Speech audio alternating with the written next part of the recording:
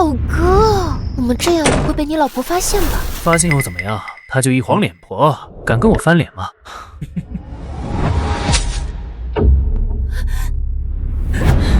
张浩，你居然出轨！我给你脸了啊！你进来不就能敲门吗？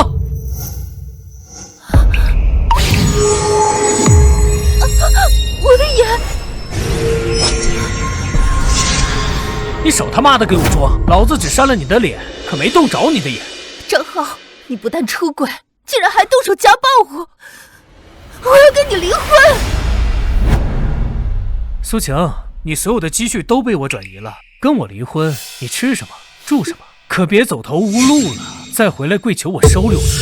张浩，你放心吧，就算我以后穷死、饿死，我也不会再多看你一眼。有骨气，我倒要看看离开我你怎么活。哎呀，走了，浩哥。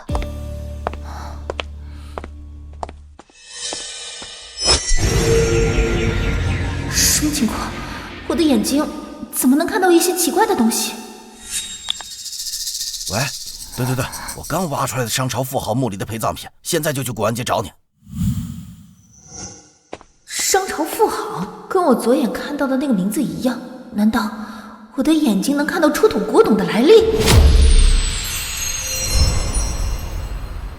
我的左眼能鉴别出土的古董，有这能力，我还怕赚不到钱？来，看看啊，我这是秦始皇的御用茶杯，一口价50万。什么秦始皇？这古玩市场果然假货居多。哎，这吊坠竟然是清朝东果公主的陪葬品，虽只是清朝的，但也算是皇室陪葬品，少说也值个10几万吧。姑娘喜欢什么？老板，这个玉观音怎么卖？看你是个生脸，应该不经常来古玩市场吧？给你个实在价，5000，这可是老物件，保真。5000块？老板，你这也太贵了吧？哎，你看看你这个吊坠，上面还有划痕，雕工也一般，我看呀，根本就不值这个价。500怎么样？500块钱，这也太少了，我收都收不来。你再加点，1000，最多给800，行的话我就买，不行的话，那我就再看看别的。哎，800就800，今天开门第一单，算我亏了。好，我给你转账。哎，您收好。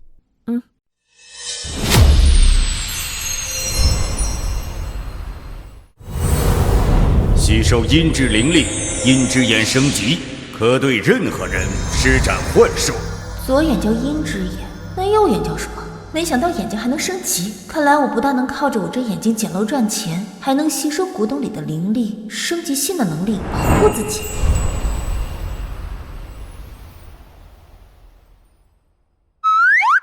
姑娘，你这个吊坠是晚清时期的翡翠，质地温润，虽然雕工没有那么精细，但是年份够，又保存得这么好，市场价值至少50万。怎么样，打算出吗？不过一个倒手，800变50万，一下子挣了40多万，这可顶得上那渣男好几年的工资了。行，我卖。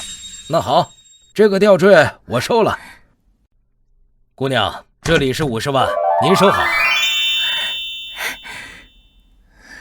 啊，对了，这是我的名片，以后有什么好东西记得找我。好，这才只是开始，有了阴之眼，赚钱真的不难。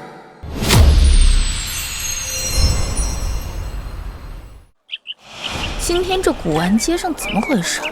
连一件像样的真东西都没有啊！哎，姑娘，看看这东西啊，都刚摆出来。我的右眼在发烫，这是怎么回事？是康熙皇帝，这东西怕不是康熙帝御用物件，难不成我的右眼能看到物品上的帝王龙气？姑娘，你可看好了，这几件啊，都是我们老李家祖上留下来的。奶奶，您这里还有没有其他的物件？有倒是有，不过呀，大多都是残破了的东西，还没这几件好看呢，都搁在家里没有带出来。哎呀，我孩子出息了，在国外当高管，现在可是漂亮过国籍，那的空气可香甜了。下个月儿子接我去享福，家里的东西吧带着麻烦，我寻思着就给卖了。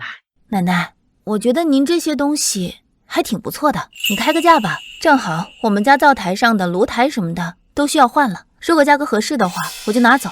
好歹这几件的工艺还是挺精美的。哎呀，这几件啊是一整套的，具体什么价格呀我也不懂，但这东西肯定是老东西，你要是真打算要的话，给4000块钱吧。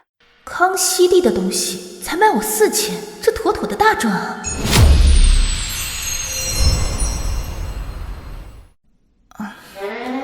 ！4000啊！姑娘，你要是诚心要的话，你给出个价吧。这几件啊都随了我几10年了，肯定值钱。奶奶，您这些物件啊，我也吃不太准，我看着呀像是仿品，但是您说了，这些物件也是跟了您几10年了，也算是个老仿了。要不然我出价1000块怎么样？1000太少了，你要么再加点儿，要么就算了，我再等等其他人来看。姑娘，这个东西你还看不看？我看呀，本来还想再压压你这崇洋媚外老太婆的价，没想到竟然还有人抢。不行，康熙皇帝的御用宝贝，我必须拿下。奶奶，这样吧，我们2个各退一步，互相都让一让。您刚才说是4000，我是1000，那我们2个折合一下，2500怎么样？4000块钱已经算是便宜的了，你要是诚心要的话，就3500好了。你要是不要，就让人家看。哎，别，3500就3500，咱总得讲究个先来后到吧。我给你转钱。哎，好，过去了。哎呦，这傻姑娘还真把破烂当宝贝了。哎呀，你拿好啊。哎，东西归你，我这就收摊了。慢走啊。杨志远吸收纯阳龙气。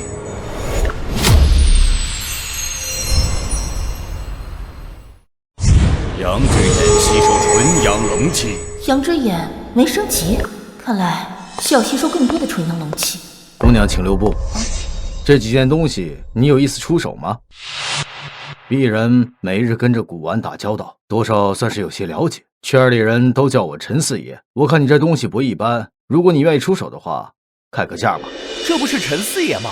郑成大名鼎鼎的收藏名家，难怪看着眼熟啊！听说他的眼睛啊就是尺，经他过手的宝贝啊就没有打眼的时候，凡是他看上的呀，绝对是真家伙。可不是嘛！上次他在拍卖行一眼识破赝品的事儿，村里谁不知道？能被他盯上的东西，指定价值不菲。没想到这陈四爷来头这么大。可我虽然知道这宝贝是康熙帝御用物件，但价格我可真不知道，绝不能露怯，显得自己不懂行。陈四爷想必也看出了，只有这件香炉是康熙皇帝之物，不如先开个价。要是价格达不到我的预期，那我还不如就自己留着把玩了。姑娘，实不相瞒，你这件确实是康熙帝御用之物。至于价格，按照现在的市场价格，这件康熙帝御用品我给你300万，你是否愿意出手？300万，这可是我以前想都不敢想的天文数字。3500块收来的东西，竟然能卖出300万巨款。如果愿意出手的话，我现在就可以给钱。好，我愿意。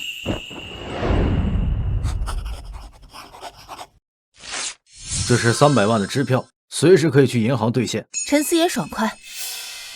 姑娘小小年纪，眼光竟然如此毒辣，一出手就是这康熙帝的物件，这鉴宝能力可谓天赋异禀啊！正好明天有一个古董拍卖会，你是否有兴趣跟我一起去啊？正好帮我参谋参谋。这可是接触更高端古玩圈的好机会，要是能捡到一间大楼，那可就值了。陈四爷，明天我一定赴约。这是邀请函，明天上午9点，环球酒店3楼宴会厅，不见不散。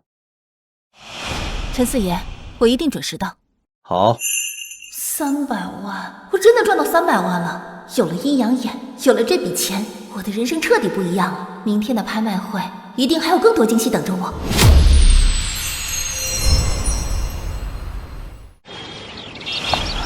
哟，这是谁呀？这不是你那废物前妻苏晴吗？怎么来这儿了？他不是知道这儿有拍卖会，来凑个热闹，见见世面吧？还真是被我扫地出门的黄脸婆啊！苏晴，你可真有意思。环球酒店的拍卖会可不是你这个刚离婚的黄脸婆能进的。女士，请出示邀请函。好。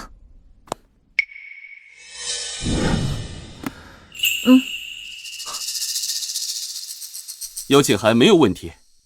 苏晴，你以为光是有邀请函就行了？谁知道你是不是在哪个垃圾桶里捡来的？进这里除了邀请函外，还要先验资，最低20万资产证明。这里面不是什么阿猫阿狗都能进的。浩哥，跟他废话什么呀？他浑身上下加起来恐怕都不到2000块，还20万，我看他就是来蹭空调的吧。女士，这2位说的确实没错，进入拍卖会之前确实需要验资。您看您……那就验资吧。资产达标。女士，资产核验通过。苏女士，里面请，拍卖会即将开始。她一个净身出户的黄脸婆，哪来的20万？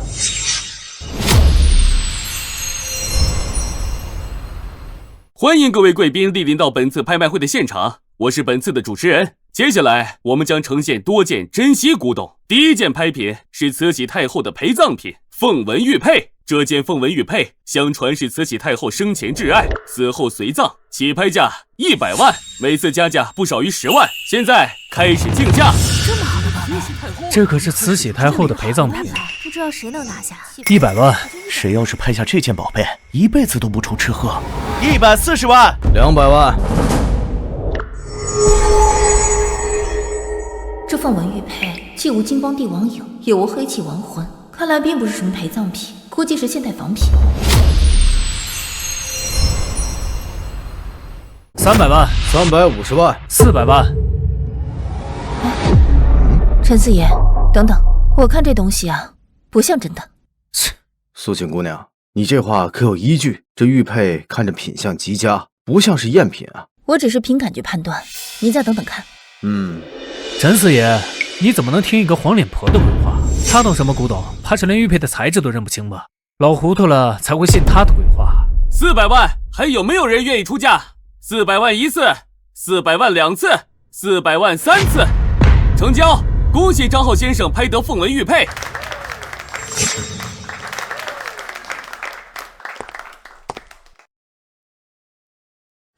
支付成功。苏晴，你就算进了拍卖会又能如何？还不是没有实力竞价？别在这瞎掺和了，耽误陈四爷发财，你就是个祸害。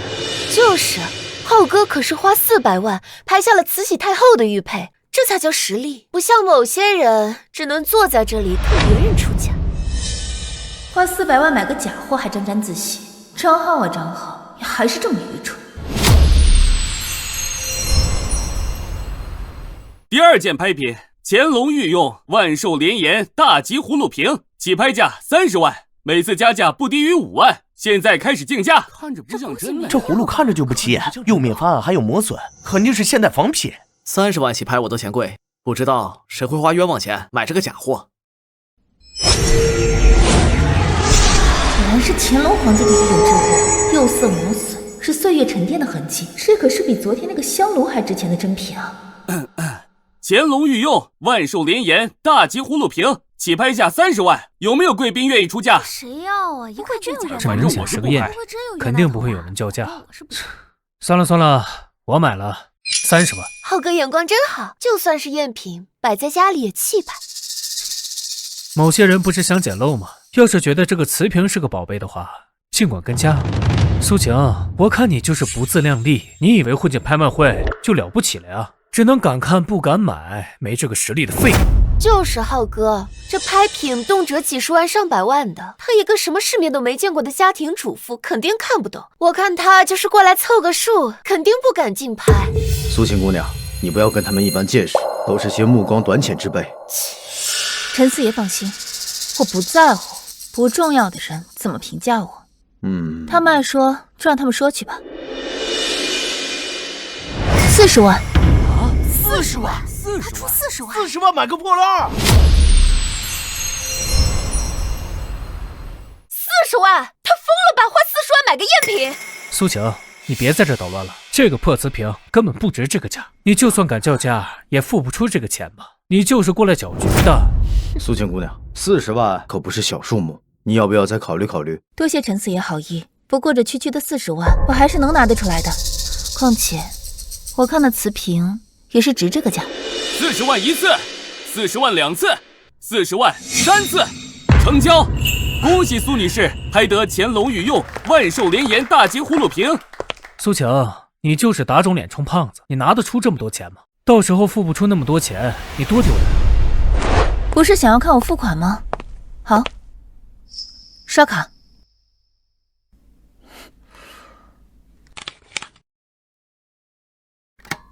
支付成功，恭喜苏小姐拍的宝物。苏晴，你就是一个不懂鉴宝的一个家庭主妇，花40万买个赝品还沾沾自喜，我看你啊，就是被鬼迷了心窍。我买的是真品，只是你看不懂而已。反倒是某些人买了个假货，还在那里沾沾自喜。这可不是菜市场，随便谁都能买到真东西，靠的是眼力和实力。苏晴，你敢不敢跟我打个赌？就赌咱们东西谁是真的。如果我的玉佩是真的，你的瓷瓶是假的，你输我100万；如果你的是真的，我的是假的，我输你100万，你敢不敢？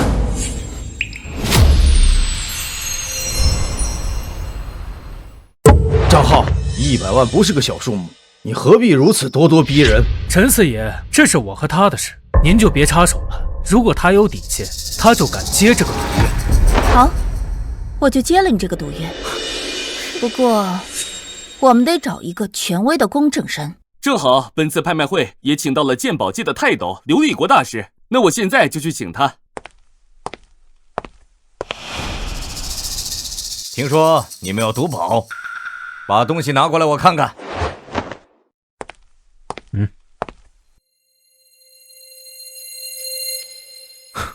这凤纹玉佩是现代仿品，虽然玉质温润，但凤纹雕刻呆板，沁色也是人工做旧的，不值钱。怎么可能？我花400万拍下来的，怎么可能是假货？你输了。我没输呢，你的还没鉴定呢，说不定你也是假货。把另一件瓷瓶拿过来我看看。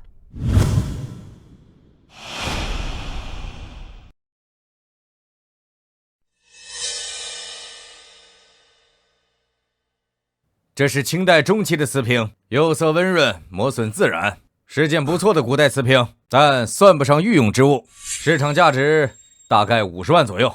听到了没有？你这个瓷瓶就是古代普通的瓷瓶，根本不是乾隆的瓷瓶。你没赢，我也没赢，咱俩平局。刘大师，你再看看这个瓶子的底部，是不是有乾隆时期御用官窑的隐藏款式？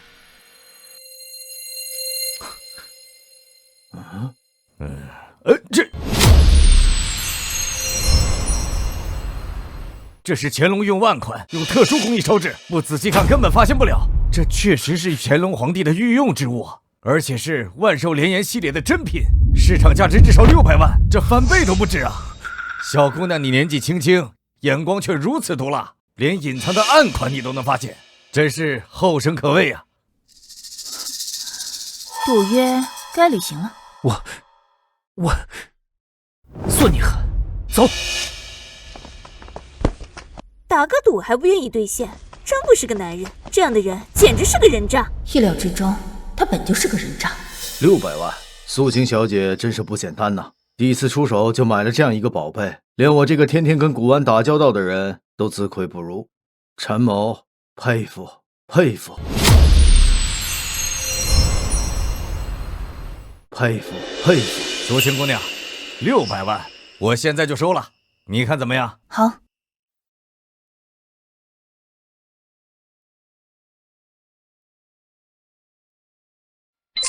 支付宝到账600万。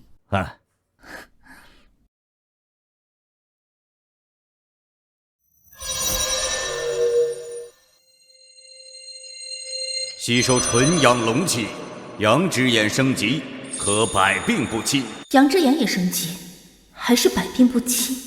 看来我这日子彻底要好起来。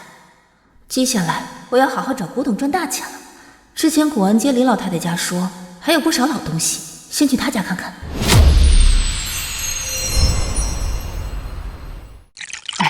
苏晴姑娘，这就是我家了。之前我出摊的时候，都是捡着家里看着好一些的老物件拿的，剩下这些感觉破旧不太好的就没有拿。这些家具看起来都是实木的，看来这奶奶以前也算是有钱人家了。李奶奶，您家以前的时候是不是生活条件还挺好的？哎，是不错。我丈夫在世的时候是在镇子上做生意的，为了把孩子送出国呀，赚了不少钱。那您家有没有玉器一类的老东西啊？家里头还没有玉器之类的，倒是有个瓷器，就在这儿呢。那就是这个。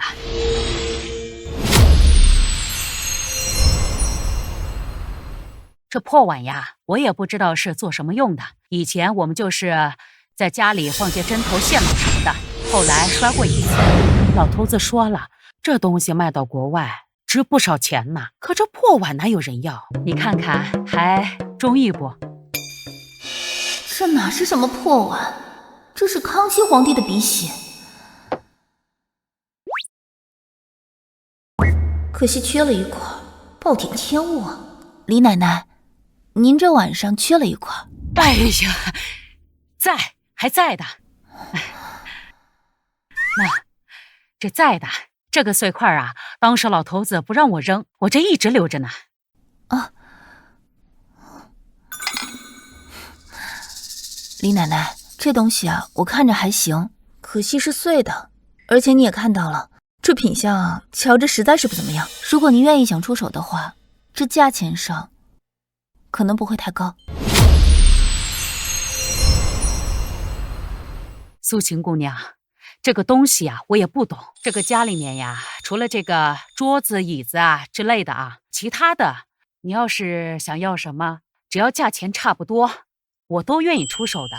不过呀，老头子生前说过，这个碗啊，虽然是碎了，倒也还是值些钱的，你就看着给吧。这老太太倒也精明，自己不了解价格，只拿老头的话出来说事，完了还让我给个价。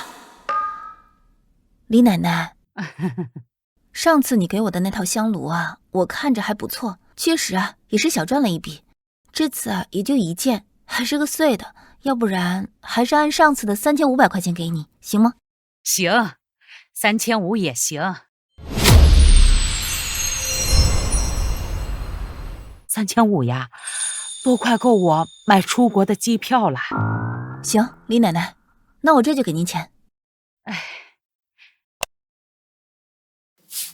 李奶奶，这是3500块钱，您拿好。哎，行，这以后啊，你要是还有什么想要的，随时来我们家寻。嗯，好，那我就先走了。嗯。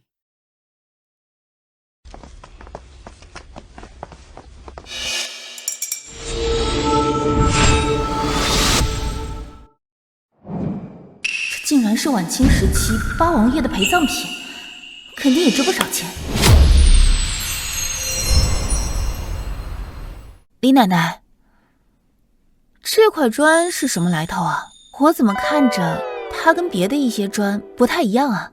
这个我也不知道，家里头以前好像没有这个东西，我也没有什么印象。就是后来呀，这个地方的砖头裂了，我就寻摸着找个什么东西垫一垫，于是啊，在家里面犄角旮旯里面发现了它，放着一试，正好就这么放着了，都好几年了。这样吧，李奶奶，这块砖呀我要了，至于这个坑，明天我找一个小工来给您铺得平整一点。哎，不碍事啊，随后呀，我再随便找个东西垫垫就行了。这东西呀，你要是想要就拿去吧。那怎么行呢？这样吧，我给您500块钱，至于这钱啊，就当是明天我找小工来给您补这砖的工钱。那就谢谢苏晴姑娘了。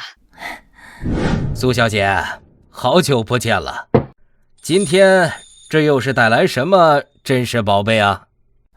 王老板，您看，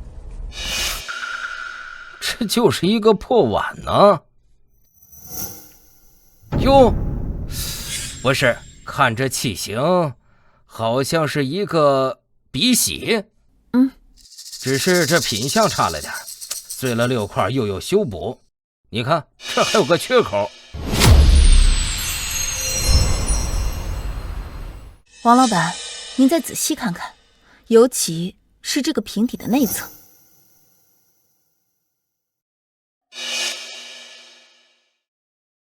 苏小姐，这是康熙年间的。对，这是康熙皇帝的御用笔洗，他当年在龙案前练字用的就是这一件。没错，胎质细腻紧实，釉色温润有包浆，特别是这隐藏的款式，这是康熙官窑独有的暗烧工艺，一般人是看不出来的。虽然有缺块，但是不影响它的价值啊！太棒了，王老板，您再看看这个。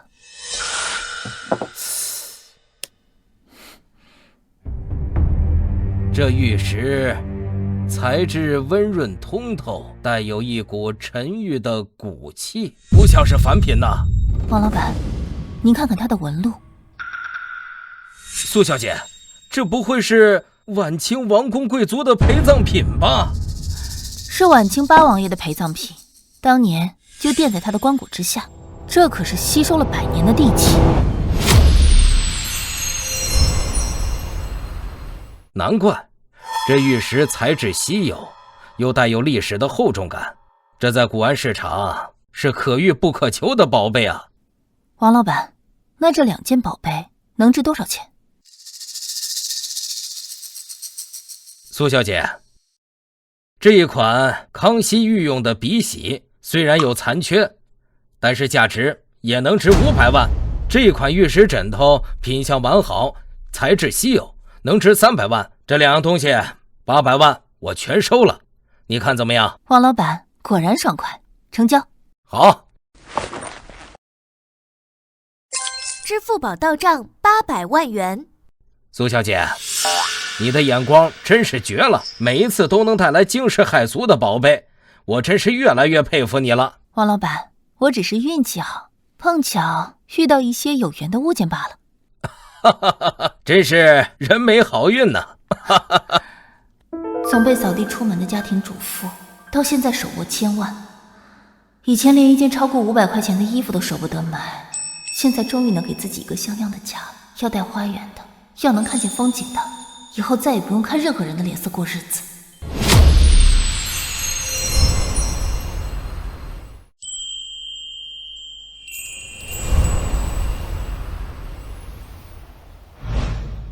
苏小姐，您看这套灵湖别墅，面积380平，带有60米的独立花园和双车位地下车库，是咱们小区最好的楼王户型，整个小区只有一套。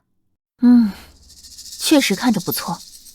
是也确实不错，它还带有精装修呢，连家具家电都赠送，全部都是进口大品牌。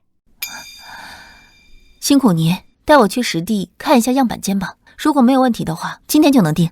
好嘞，苏小姐，您这边请，样板间随时可以参观。我再详细给您介绍一下物业服务。好。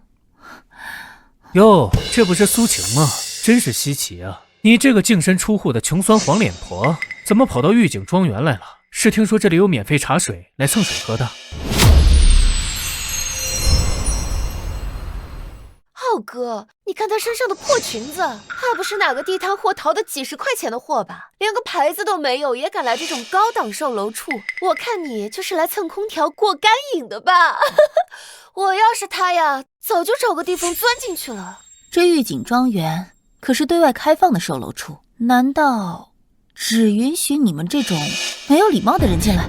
我们是什么人？我们是来买豪宅的正经客户。你呢，只是被我扫地出门的黄脸婆。虽然你刚刚挣了点小钱，但这儿的房子可不是你能买得起的。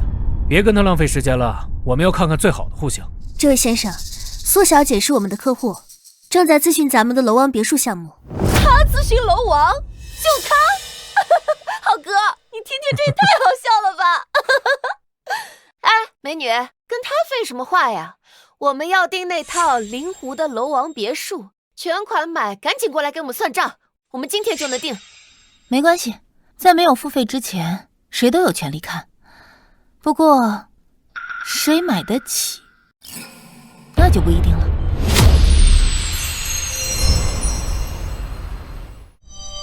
娇娇，这别墅800万，太贵了。最近公司资金紧张，我外面欠了好多外债，要不咱们先买套300万的小两室，等有了钱咱们再买，好不好？300万小两室，张浩，你耍我呢？你今天要是不给我买，我就把你出轨、挪用公款、扣员工工资的事儿全发你公司的大群，再通知全部合作方。你小声点，这么多人听着，回家说好不好？谁跟你回家说？我不管，我就要那套别墅，到底买不买？怎么，把我扫地出门的前夫哥，难道是买不起房子？苏晴，你这个扫把星！要不是当初你跟我离婚，我公司资金能周转不开吗？你以为你捡漏赚了800万就了不起了？这御景庄园不但房子贵，物业费更贵，他们的物业可是最顶尖的，一年要100万物业费。你的钱买了房子还有钱交物业费吗？到时候交不起物业费、水电费就要被赶出去。我交不交得起物业费，买不买得起房子，跟你有什么关系啊？倒是你作为客户，连最基本的尊重都没有，还想在这里买房子，怕是连首付都付不起吧？先生，请注意您的言行，不要辱骂我们客户，否则我们将会请您离开。苏晴，你要有本事，现在把这个别墅买了。你要是有钱，现在刷卡给我们看。这套灵湖别墅我买了，全款。苏晴，你别吹牛了，你赚的800万只够买房子的，你哪还有钱交物业费啊？你以为我们会相信吗？对啊，刷卡吧，顺便把物业费也交了，先交5年的。好的，苏小姐。支付成功，金额1300万。我的天呀！全款800万加500万物业费，这姑娘也太有钱了吧！刚才那男的还诋毁人家，这回被打脸了吧？就是，自己连首付都付不起，还笑话别人，真是没脸。怎么可能？你怎么会这么有钱？他不是才上800万吗？有些人啊，眼睛只长在头顶上，却不知道自己几斤几两。以后还是先要学会尊重别人，再来考虑买房吧。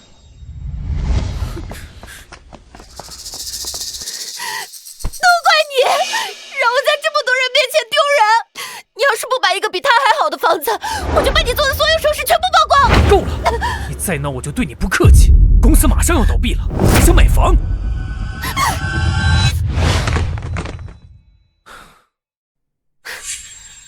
张浩，这就是你说的以后的家？80平的鸽子笼，还在这鸟不拉屎的城郊，周围连个像样的商场都没有。娇娇，你先别急啊，现在公司资金紧张，买房300万已经掏空了我所有存款，还是向朋友借了50万才凑齐的。咱们先住着，等以后公司资金周转好了，咱们立马换御景庄园的大别墅，好不好？我告诉你，张浩，3个月内凑不齐钱买大别墅，咱们俩没完。张总，这都3个月了，我们工资什么时候发呀？家里还等着钱交房租呢。是啊，张总，供应商那边天天催着货款，我们公司上实在没钱了，我们现在实在撑不下去了，只有辞职了。张总不好了，李娇娇把公司账上的钱全部给转走了，李娇娇跑到国外去了。贱人，李娇娇这个贱人，都怪她。苏小姐，夜深了，要不要再给您备点宵夜？不用了，您先下去休息吧。好的，苏小姐，您有事随时叫我。嗯。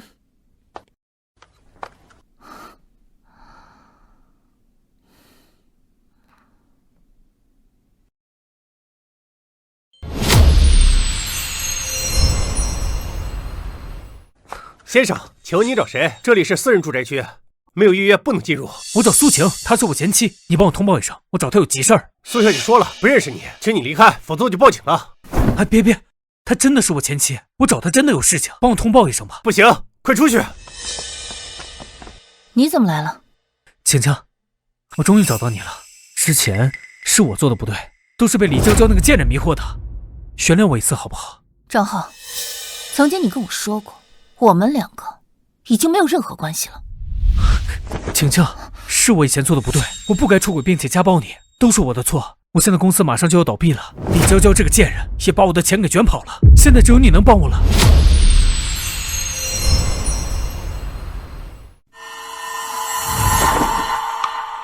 张浩，你现在变成这个样子，都是你咎由自取，跟我没有任何关系。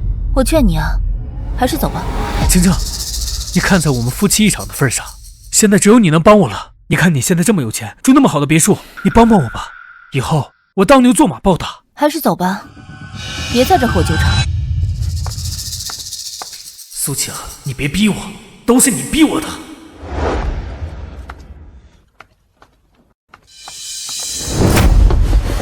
张浩，你干什么？放开我！苏晴，我求你了，跟我复合吧！你只要跟我复合，我什么都听你的。保安，保安！哎，苏晴，别喊，别喊！我知道你心里还有我，要不然你当初也不会那么伤心，是不是？走。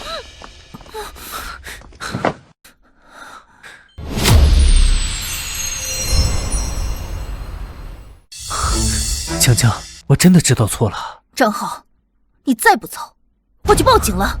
别，晴晴，先别报警，咱们有话好好说，好不好？我跟你没有什么好说的。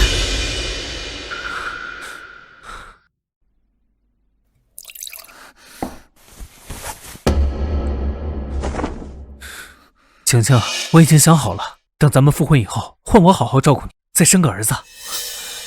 张浩，你怎么不撒泡尿好好照照自己？我不可能跟你复婚的。你敢？给你脸不要脸是不是？张浩，你干什么？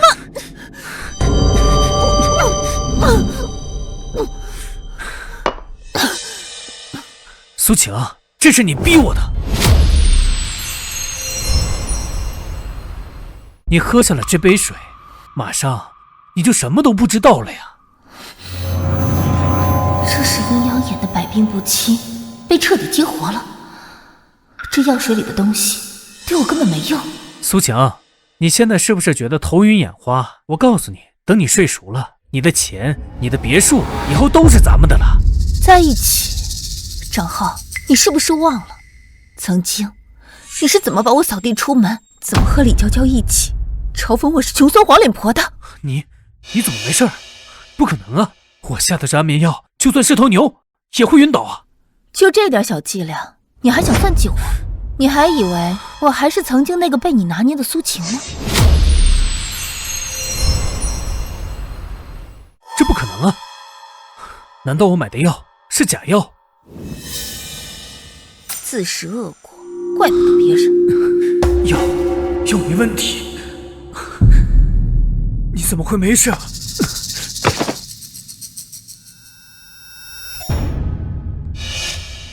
喂，是110吗？我这里是御景庄园 A 栋3区，有人中毒晕倒了。这个人闯入到我的家里面，试图给我下药，结果自己中毒晕倒了，情况很危急，抓紧来吧。你对我有多好，现在就有多狼狈，这就是背叛和算计我的下场。患者服用过量安眠药，中毒较深，快，赶紧送进 ICU。苏女士，我们是辖区民警，麻烦你配合一下，做一下笔录，讲一下事情的经过。好，他是我的前夫张浩，今天晚上非法闯入我家里，还拿了掺了药的水让我喝，我没中招，结果他自己把剩下的药水都喝完了，就变成了这个样子了。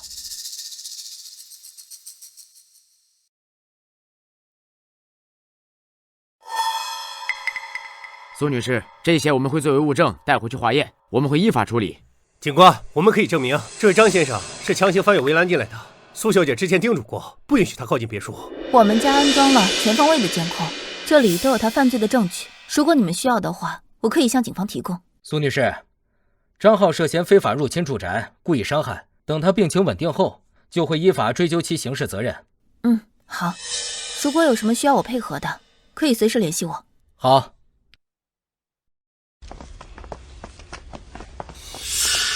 ICU 也好，坐牢也罢，都是他应得的。这个晦气的麻烦总算是解决掉了，接下来就该好好的赚钱。这世上的宝贝那么多，可不能浪费了这个阴阳眼。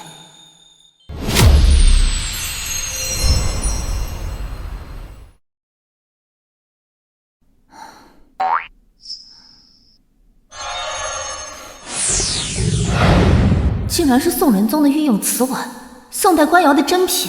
就准备用来装咸菜，真是暴殄天物啊！姑娘，你看啥呢？老板，我看你这碗有些年头了呀。是有点年头了。从我太爷爷那辈儿就开始卖腌菜了，这碗从他那时候就有了，一直传到我这儿。哎，正好，我们家缺一个腌咸菜的碗，你打算多少钱卖？这碗虽然有点旧啊，但怎么说也有快100多年了。你这样，一口价5000块钱，少1分都不卖啊。5000，这实在是也太贵了吧？你看你这碗又脏又破的，顶多也就是1000块钱，多1分也不行。1000块钱太少了，你这样，这碗怎么说也是个老物件，你再加点，3000块钱，否则免谈啊。算了，不值当，我再去别处看。1000就1000吧，今儿啊，算我倒霉。给你。1000元，拿好。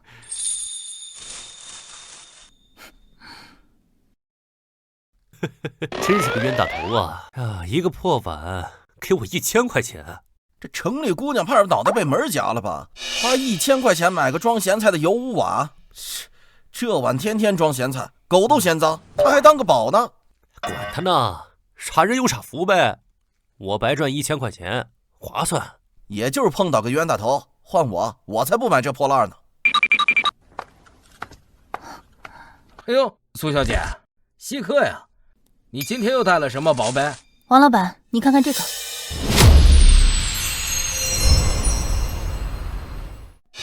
这不就是个装咸菜的破碗吗？看着又脏又破。苏小姐，你别跟我开玩笑。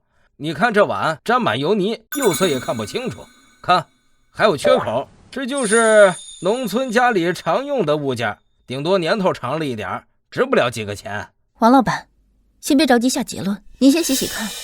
我相信您的眼光，洗完之后您肯定会大吃一惊。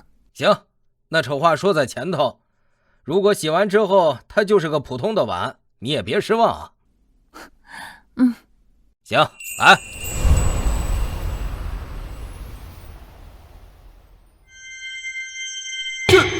这碗洗干净之后，我天，这也太漂亮了吧！这是宋代官窑还是仁宗的御用？苏小姐，你这是哪儿淘来的宝贝？我在街上的杂货铺里淘来的。我看老板啊用它来装咸菜，所以啊我花1000块钱把它给买下来了。1000块钱？你这运气也太好了吧！宋代官窑仁宗的瓷碗存世量极少，即便有点小磕碰也能值800万。王老板，这碗你要收了，能不能匀给我？我加价。李老板，虽然我跟苏小姐是老熟人，那也要征求苏小姐是不是同意卖给我。苏小姐，这个碗800万我收了，如果您嫌少，我再加50万。800万就行了。既然王老板那么爽快，那我也不墨迹了。等着。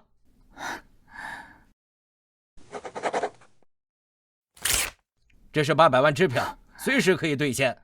苏小姐，你真是我的财神爷呀，每次都能给我带来惊喜。以后我再有好的物件，一定先想着王老板。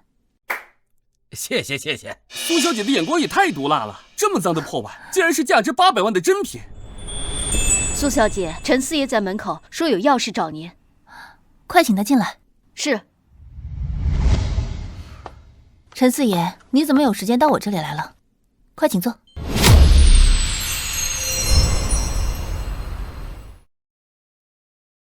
苏小姐，上次拍卖会你慧眼识珠，连琉璃国大师对你都赞不绝口，你的本事啊，我一直记在心里。陈四爷，谢谢你的夸奖，不过呀，我就是运气好了点。那可不是运气，我最近啊拿到个好机会，海外回流文物私洽会来的都是港澳台和海外的私藏大佬，还有不少失传的珍品。我想着你眼光毒辣，特意来邀你一起。海外回流，听着还挺有意思的。海外回流私洽会不公开拍卖，物品都是藏家私下议价，门槛极高。我也是通过老关系才拿到2个名额。不过这些藏家大佬眼高于顶，你年纪轻，怕是会被轻视。你是否介意呀？介意谈不上，真金不怕火炼，藏品的真假跟年龄可没有关系。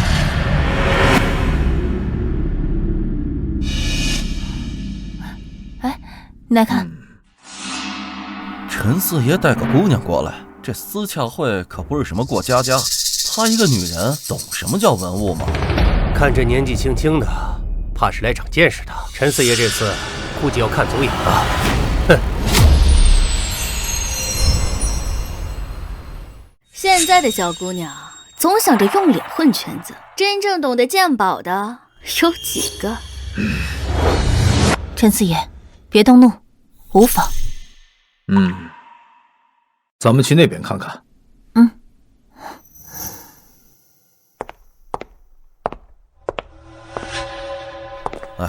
苏小姐这一堆呢，都是海外淘回来的，就连专家都不敢保证它是真的，你们还有必要在这上面浪费时间吗？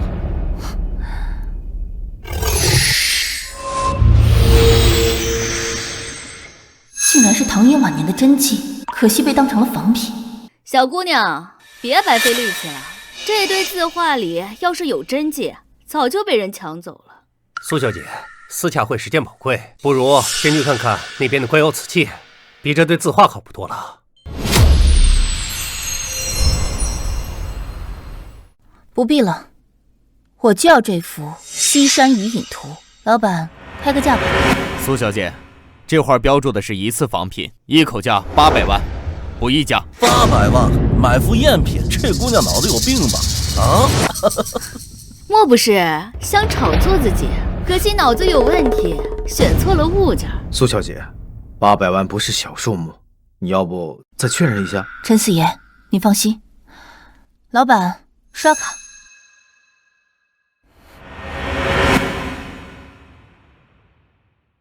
陈四爷，你知不知道，如果这要是唐寅真迹，得价值多少钱？如果是唐寅的真迹，至少要1500万。要是送拍的话，可能价格会更高。苏小姐，莫非你是想……陈四爷，我想送拍，你相信我，我确信它就是唐寅真迹。好，我信你。下周正好有个拍卖会，我帮你联系。好。接下来这件拍品为海外回流的《西山余影图》，真伪还请各位自行判断。这件拍品由苏小姐委托送拍。主持人，我有异议。这幅画我在私洽会见过，这分明就是一堆破烂里面淘出来的赝品。苏小姐，你花800万买下这幅画，又拿出来拍卖，莫非苏小姐这是在炒作圈钱？就是，这画看着就有问题。苏小姐年纪轻轻，莫不是被人骗了而不自知，反而在这里误导大家？赵老板说的有道理，鉴宝不是儿戏，苏小姐还是让专家鉴定一下，以免闹笑话。既然大家有疑虑，那我们就请专家鉴定便是。真的假不了，假的真不了。好，那么有请鉴宝大师刘立国先生上台鉴宝。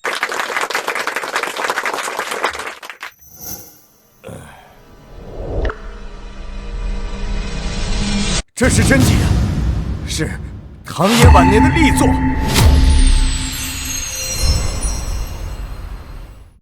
不可能，大师，你是不是看错了？这分明是赝品。我绝不会看错，这画的笔触苍劲有力，符合唐寅晚年的风格，而且右上角有隐藏的唐寅丝印，这是他独有的手法，墨色自然，包浆厚重，这绝对是真迹无疑。经刘大师鉴定，《西山余影图》确认为唐寅真迹，起拍价1000万，每次加价不少于100万。现在开始竞价。真迹可是难得的宝贝，1100万，1300万，1500万。小姑娘太邪门了，真让她捡漏了。运气好啊！1800万，1800万一次，1800万2次，1800万3次，成交！恭喜这位先生拍得唐寅真迹。苏小姐，你真的是太厉害了！800万买进，1800万卖出，净赚1000万。你这眼力已经远超于业内老手了。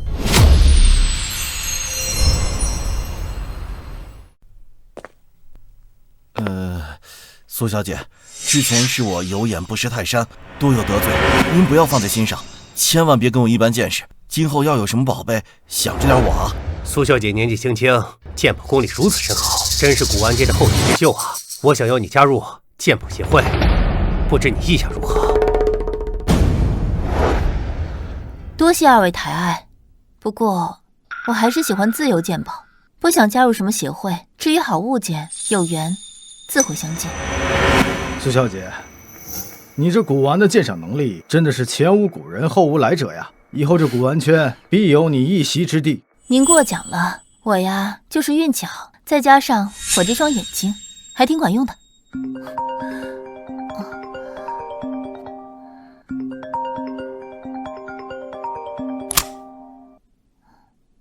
李奶奶，您给我打电话有什么事吗？我这个有个好东西，你过来看看吧。好，我尽快赶过去。慢走啊。李奶奶。哎呀，晴晴姑娘，可把你盼来了呀！不是出事儿了，是有好事要给你搭线。好事儿？您还会给我搭线啊？哎呀，在村西头啊，王老师家藏这个祖传玉璧，传了好几代了。他知道你识宝贝，托我问一问，愿不愿意去他家看看？要是看上的话，还想换个钱给儿子呀盖房子娶媳妇儿。李婶儿，这就是你说的城里来的鉴宝姑娘，看着挺年轻嘛。王老师家那块破石头，小时候我见过，灰扑扑的，还想卖钱。哎呀，你们懂什么呀？人晴晴姑娘眼光可毒了，值不值钱，人家看一眼就认得出来。李奶奶，您夸奖了。这样，咱们先去看看东西再说。行，走，我带你去。苏小姐，你可来了。哎呀，苏小姐，这乡下条件差，您别嫌弃哈。你说什么呢？我怎么可能会嫌弃呢？王大叔，您说的那个玉器呢？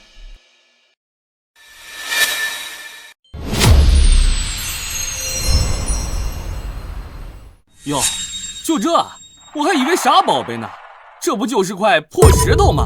王老师，你怕不是想钱想疯了吧？这玩意儿扔地上都没人要。苏小姐，你可千万别上当呀！就这破石头能值几个钱呀？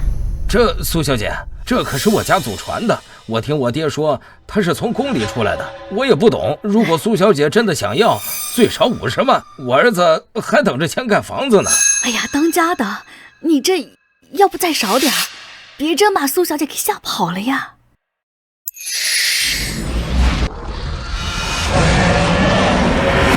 竟然是汉武帝的御用玉璧，这可是顶级的宝贝啊！50万，我买了。我的天哪，50万买块破石头，苏小姐这是有钱烧的吧？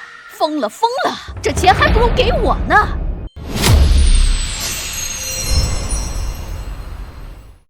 当家的，苏小姐她真买呀！苏小姐，你不是开玩笑吧？我现在就转账给你，你们给我写个收据就好。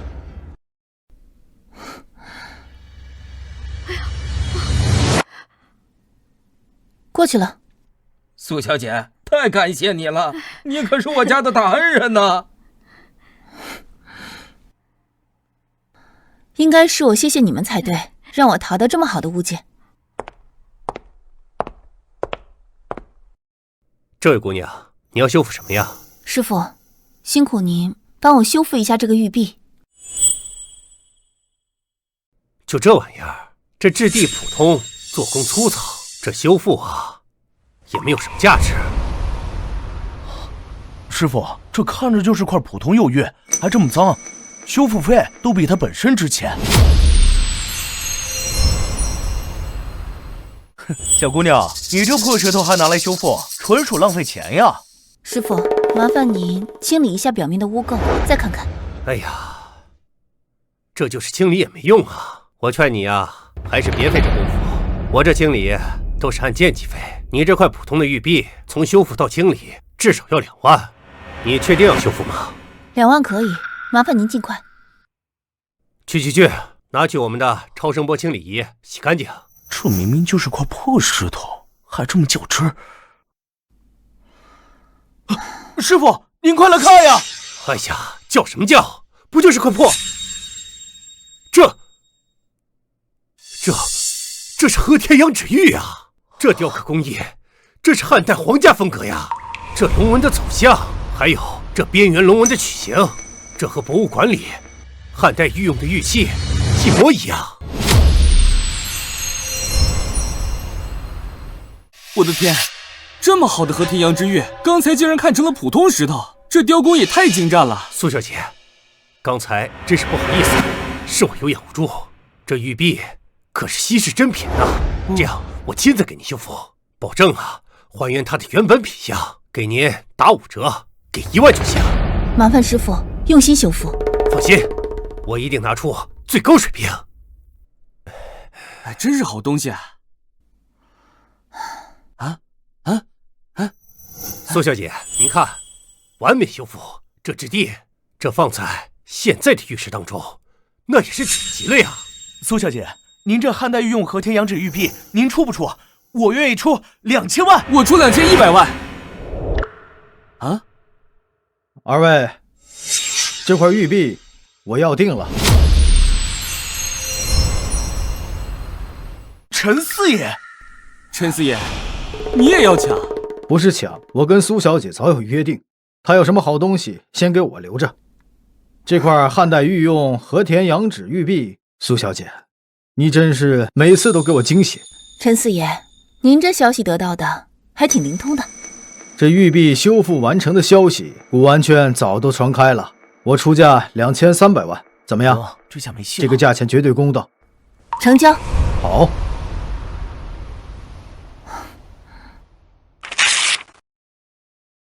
2300万随时兑现。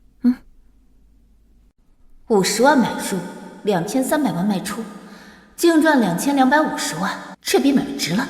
苏小姐，每次你都给我带来惊喜，这次我也给你带来惊喜。哦，陈四爷，您给我带来什么惊喜啊？跟我去个地方，到了你就知道了。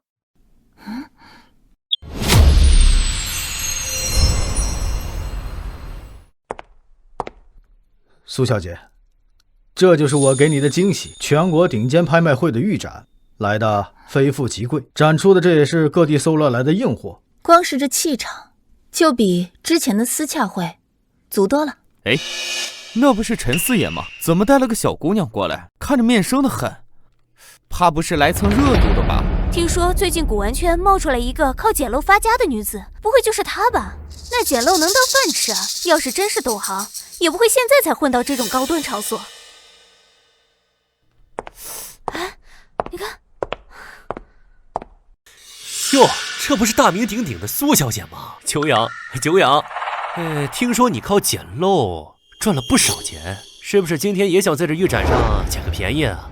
哎，可惜啊，这里可不是菜市场的咸菜缸子，没有那么多漏给你捡。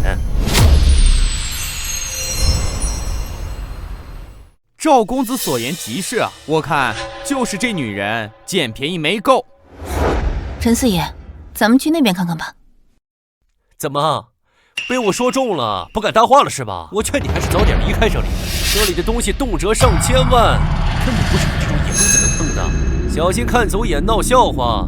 赵公子，说话注意分寸。苏小姐鉴定可比你想象的厉害多。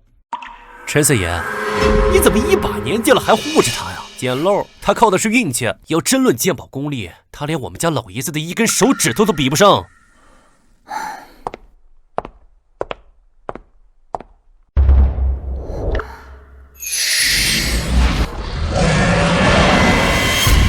竟然是乾隆朝的宫廷珐琅彩，这宝贝怎么会被当成民国的仿品呢？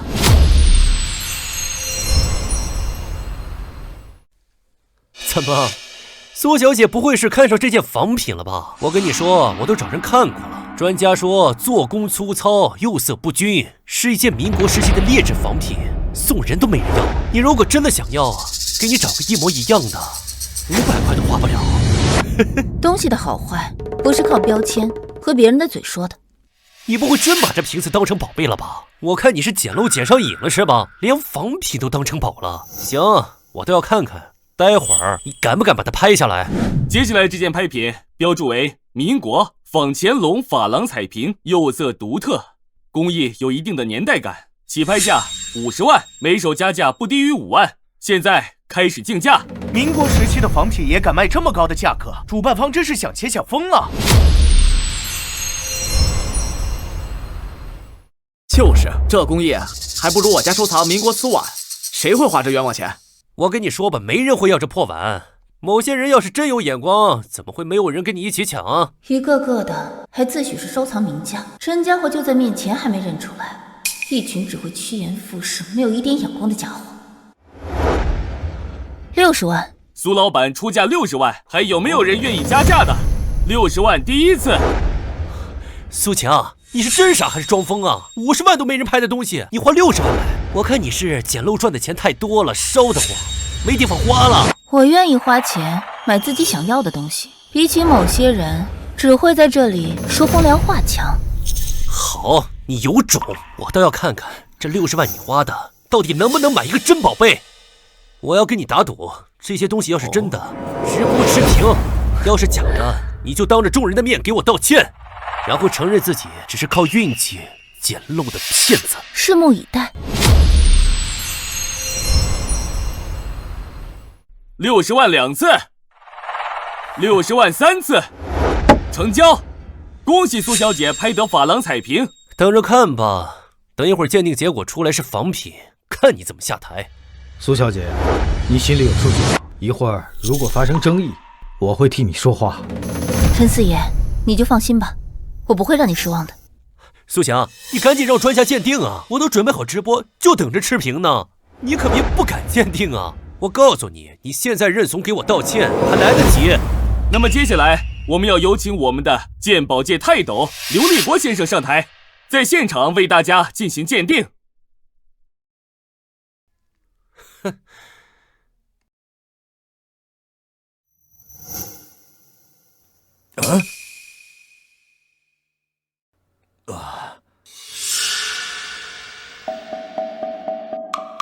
这瓶子有点意思。刘大师，你就别浪费时间了，这东西就是个民国仿品，他花60万买下来就是个笑话。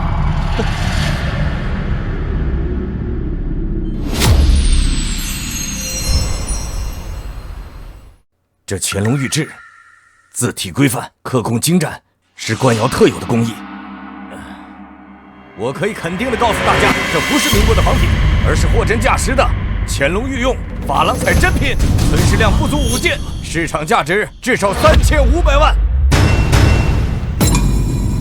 苏小姐，我出3200万，你把瓶子卖给我吧。我出3400万，3500万，我出3500万，3500万成交。这，苏小姐，这是3500万支票，你收好。60万买入，3500万卖出，这双阴阳眼果然没有让我失望。你输了。刚刚还说要直播持平，现在傻眼了吗？无知者无畏，人家苏小姐是真有眼光，她就是个跳梁小丑。哈哈哈哈！赵公子，你刚才不是说，如果这件拍品是真的，你就直播把它吃了吗？到你履行承诺了。我苏小姐，对不起啊，之前是我小看你了。苏小姐，3500万，这足以让你在古玩圈站稳脚跟，以后再也没人敢说你靠运气了。我不过就是做了我该做的事。苏小姐，以后有好东西一定要想着我呀。苏小姐，我想邀请你加入我们的收藏协会，担任名誉会长。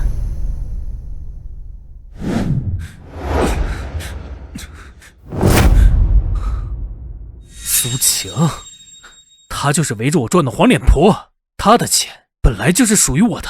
苏晴，我不会让你好过的。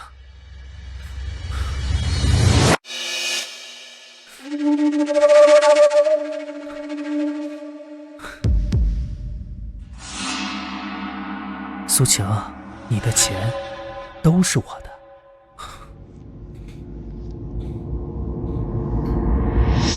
浩这个阴魂不散的东西，竟然敢深夜闯进来偷东西，还真是找死！激活幻象之术。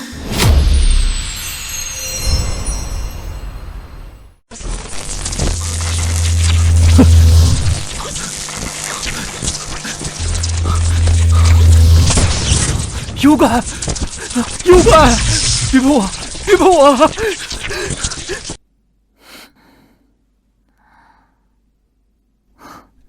就这点胆量，还想来偷我的东西，祖宗！苏小姐，让你受惊了。张浩已经被我们送去警局，以后我们会加强管控。张浩这次是被吓破了胆，但难保他不会再找帮手。升级安保才能永绝后患。你借阴之灵气激发阴之眼潜能，阴之眼再次升级，解锁催眠技能，可操控他人意识。催眠技能？你现在觉得有点困，想坐在沙发上休息1分钟。真的能催眠？看来以后遇到张浩这样的问题，就能够轻松的解决了。苏小姐，我刚才怎么突然想休息了？没事儿，可能是你有点累了，你先回去休息吧。我的阴之眼真是越来越厉害了，有这双眼睛不断的赚钱，还能让那些算计我的人自食恶果。这苏晴不过是半路出家的黄毛丫头，靠着点幸运捡漏，竟然在这个圈里名声噪起。咱们混了几十年的脸面往哪儿搁呀？运气，我看是瞎猫碰上个死耗子。今天非得让他知道，古玩界不是那么好混的，真本事不是靠一双眼睛就能有的。都安排好了。这高仿三彩马做的天衣无缝，釉色造型都仿得十足，就连业内老手都难辨出真假。她一个小姑娘，必在无疑。三彩马看着真地道，形态饱满，釉色鲜亮，莫不是真的唐代真品？看着像那么回事儿，但是唐代三彩存世量少，这么完整的可不多见。咱们还是得请行家看一下。这匹三彩马是我托朋友从海外收回的，自认唐代珍品，主要是请大家品鉴品鉴。说到鉴宝，最近咱们圈里出了一个神童，苏晴小姐年纪轻轻，慧眼识珠，不如让苏小姐给大家说道说道。是啊，苏小姐，你目光毒辣，就帮大家看看这个马是不是真的宝贝啊？让我们几个老家伙也学学年轻人的本事嘛。别藏着掖着，看不准也没问题，我们不笑话你，毕竟你经验浅，栽个跟头也正常。既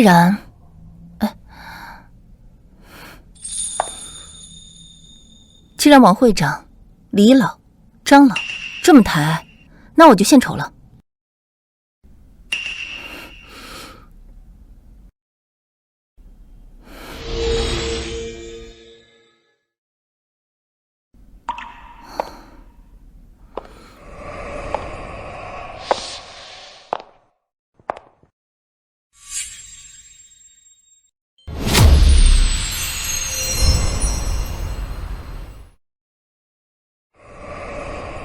左眼无黑气，不是迷气；右眼无金光，不是真品。看来这所谓的唐代三彩马果然是有问题啊！苏小姐，怎么样？看出点门道没有？这釉色，这造型，是不是挑不出毛病？我就说嘛，这是货真价实的唐代珍品。苏小姐，你要是看不准，就直说吧，我们不会怪你的。这匹三彩马，它是高仿品，不是唐代珍品。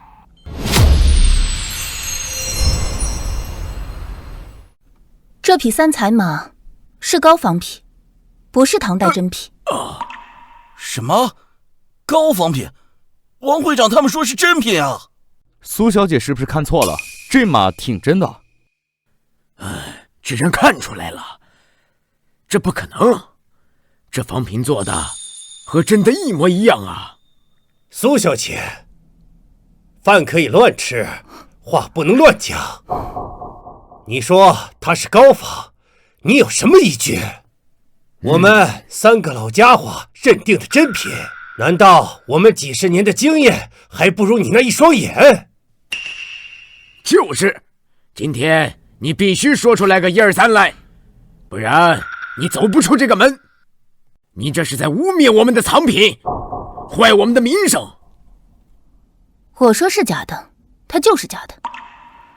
3位可都是圈里的前辈，难道说连这点常识都不懂吗？还是说你们早就知道它是高仿品，故意拿出来试探我呢？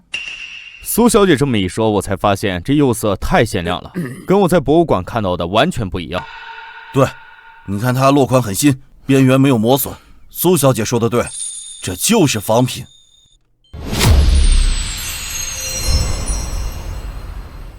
没想到苏小姐眼光这么准，真是后生可畏呀！也不知道这3个大师是什么眼光。苏小姐，你不光眼光准，分析能力也超出我的预想。确实，这是我们设的一个局。本想用这高仿的3彩马，让你栽个跟头，丢丢脸面。但实在是没想到，苏小姐不用借助任何专用工具，一双眼睛就能辨出物件的真假。老朽真是佩服佩服。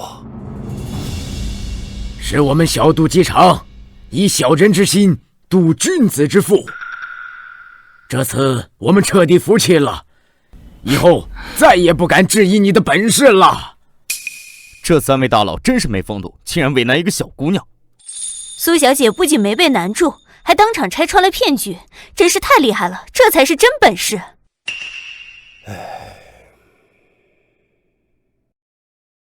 苏小姐，干得好！我就知道你不会让我失望。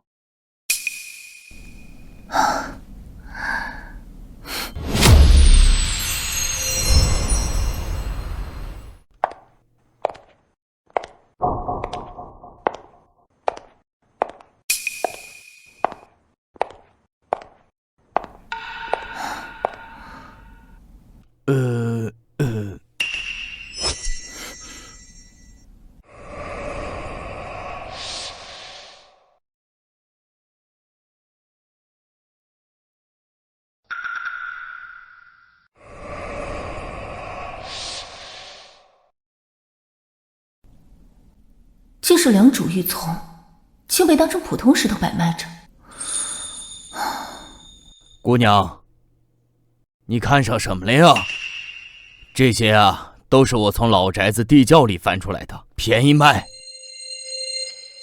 大爷，我看这石头还挺沉的啊，这啥玩意儿？这谁知道呀？在土里埋了几十年了，挖出来就是这模样，摸着呀硬邦邦的，也没啥用。你要是喜欢呀，随便给点钱拿去就是，在我这儿也是占地方。大爷，你看啊，你这石头啊又糙又裂，这样正好。我们家里那盆花需要一个压盆石，500块钱，我买了行不？不行，500块也太少了，这起码也是个老石头呀，最少得2万。2万啊？不行，这太贵了吧？15000，最低15000，家里边的孩子呀也等着凑学费呢。1万块，1分不多。我买回去啊，就是当个压盆使用。行，那就1万。得嘞。哎，这城里姑娘是不是傻呀？花1万块钱买个破石头，她脑袋是不是被门夹了？就是，这老王运气真好，碰见个冤大头。这破石头扔到地上也没人捡。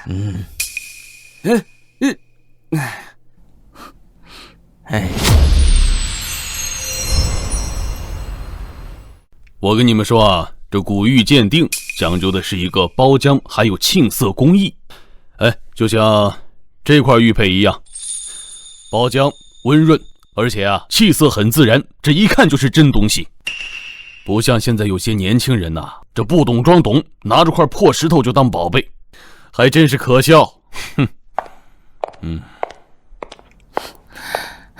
哟，苏小姐来了，我们正听博物馆的林教授讲课呢。苏小姐手里拎的是什么宝贝啊？我最近啊淘了块玉，还请大家帮忙看看。不是，姑娘，就这，你管它是玉吗？我劝你啊，别浪费时间了。你看这个东西，它表面粗糙，一点古玉的包浆都没有，而且这纹路呆板，这一看呀，就是现代机器呀雕刻出来的仿品，顶多呀值50块钱就。切，林教授说的对，这玉看着太假了，一点光泽都没有。苏小姐这次怕是看走眼了吧？花多少钱买的？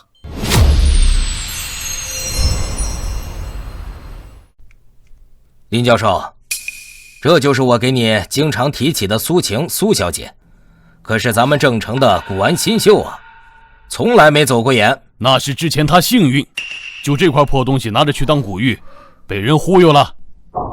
林教授，话不要说得太满。这玉虽然看着粗糙，但它确实是良渚玉丛。哎，姑娘，我研究古玉几十年了，什么样的良渚玉丛我没有见过？这良渚玉丛啊，最重要的就是神人兽面纹。这块破石头跟那神人兽面纹呐，压根儿啊它就不沾关系。哎，你管这叫古玉？这简直啊是对玉的亵渎，知道吗？既然林教授这么笃定的话，那不如我们一起打个赌吧。我赢的话，您公开给我道歉；如果我输了，我赔你10万。好，赌就赌，我就让你看看什么叫专业，好让你死心，省得以后啊拿着这些东西啊招摇撞骗。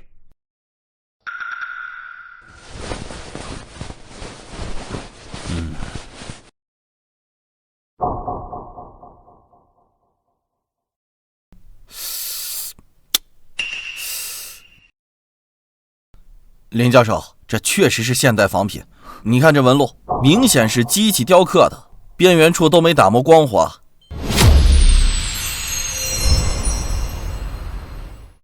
看到了吧？专业人士一眼就能看穿。不过既然打赌了，我就满足你，让这机器啊给你最后一击。开始检测吧。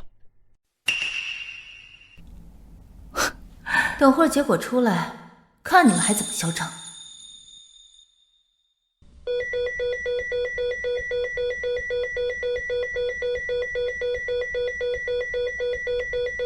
林教授，数据显示这块玉距今4500年，符合良渚晚期的特征。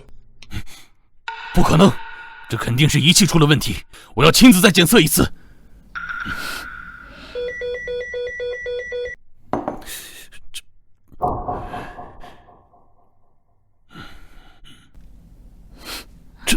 这是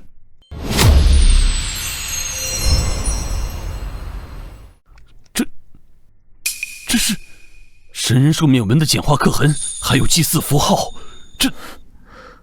这真是良渚晚期的王室祭祀重器9节玉琮。这竟然是真的！苏小姐也太厉害了吧！这么不起眼的玉块，竟然是国宝！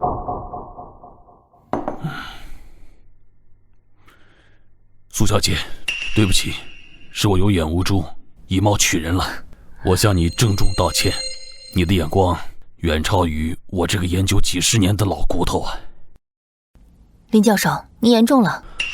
苏小姐，这良渚9节玉琮是极其罕见的国宝，对研究良渚文化有极其重要的意义。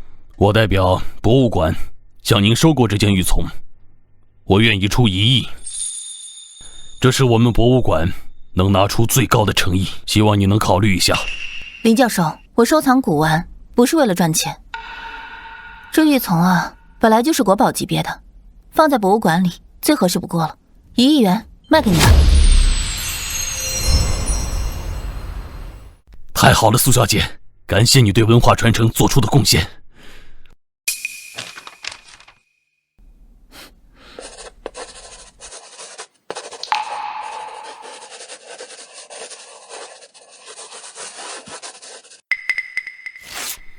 这是1亿支票，请先收下。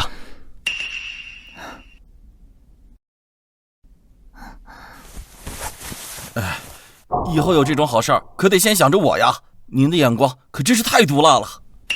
以前还觉得苏小姐就是靠运气，现在才知道这是真本事，不服不行啊。苏小姐，以后但凡有古玩鉴定方面的，可以随时找我，我一定知无不言。多谢林教授。阴阳眼还真是给力，不但让我赚钱，还能为保护国宝出一份力。看来我还要加快速度，继续挖掘更多被埋没的宝贝。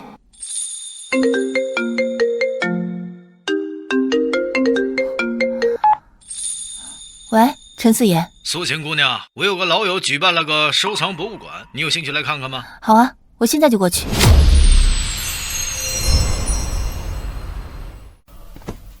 欢迎大家来我的私人博物馆参观。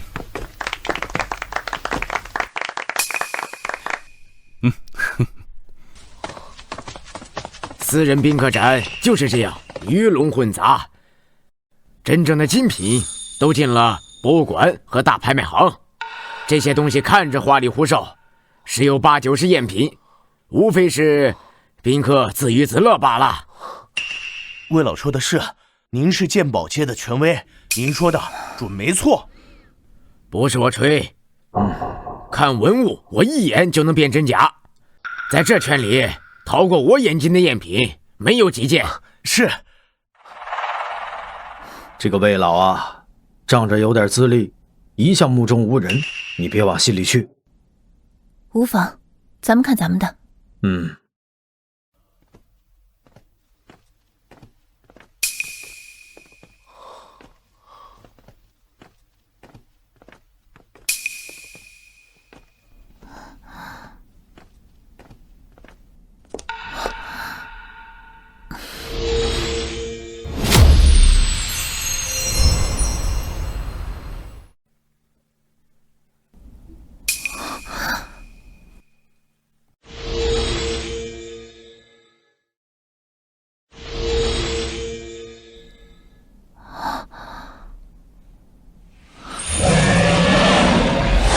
竟然是光绪帝御用的鼻烟壶，而且品相还这么完好，竟然被当成普通物件摆放。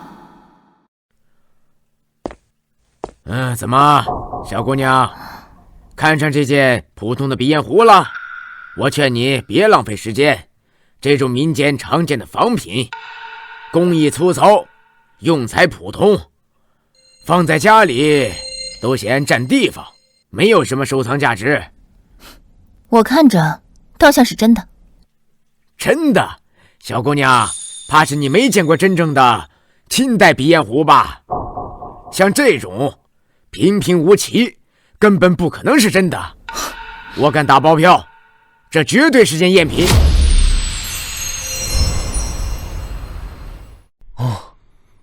魏老，话可不能这么说，这是我家祖传的东西，在我这儿可是个念想。长老，不是我说你这些藏品啊，最多充个数，真要论价值还差得远。这件鼻烟壶要是真的，我当场给你磕仨头。赵老，我看中了您这鼻烟壶，请问您是否愿意割爱？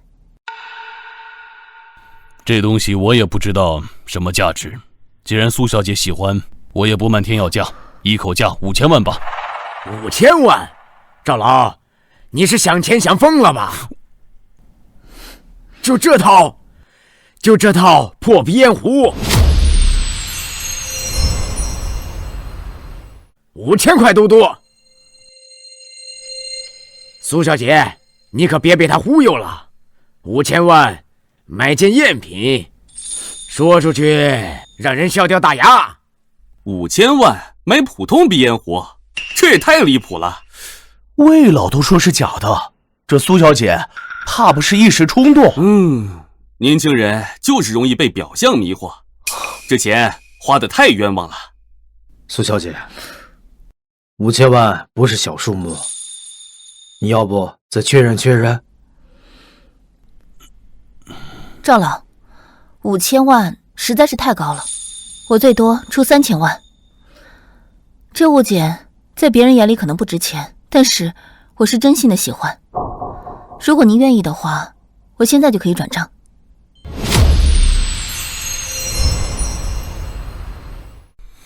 行，3000万就3000万，我相信苏小姐的眼光，总比放在这里没人识货强。好，我给您转账。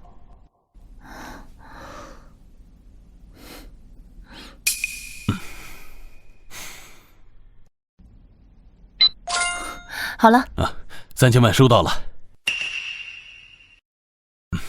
我这就给你把鼻烟壶拿出来。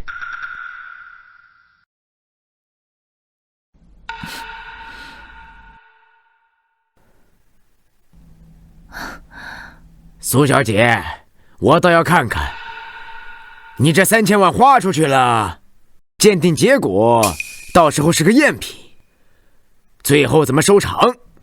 正好，我认识一个鉴宝大师，我这就给他打电话，让他过来。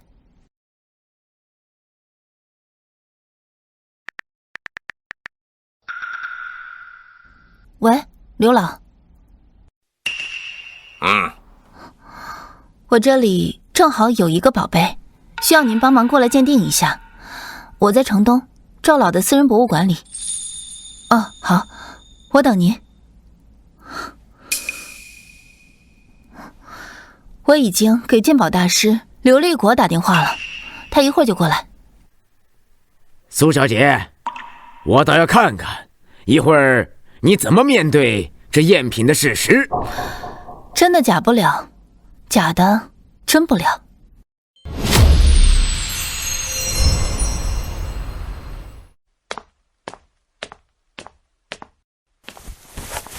苏青姑娘，是有宝贝需要我鉴定吗？刘大师，您可来了。苏小姐拿3000万买的这套普通鼻烟壶，还说是什么真品，我让您过来评评理，揭穿这赝品的真面目。苏小姐，我看看。刘大师，请便。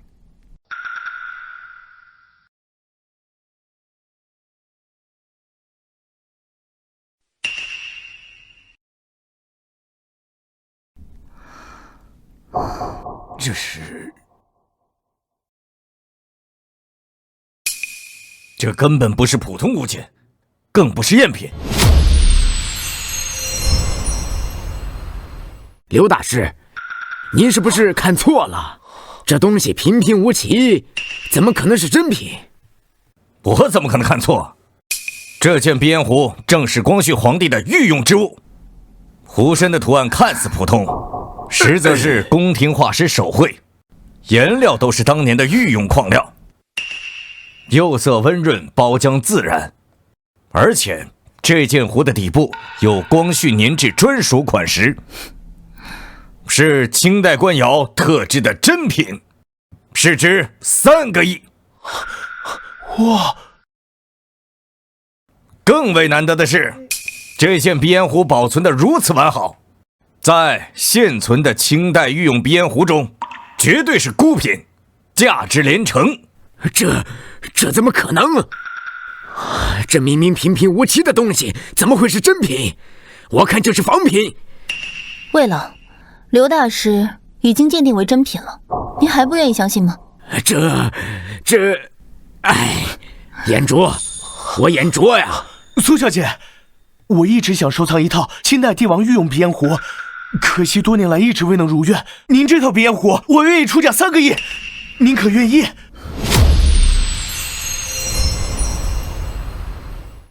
3亿，价值3个亿，我这是看走了什么眼了？3亿啊，确实是一个有诚意的价格，成交。好。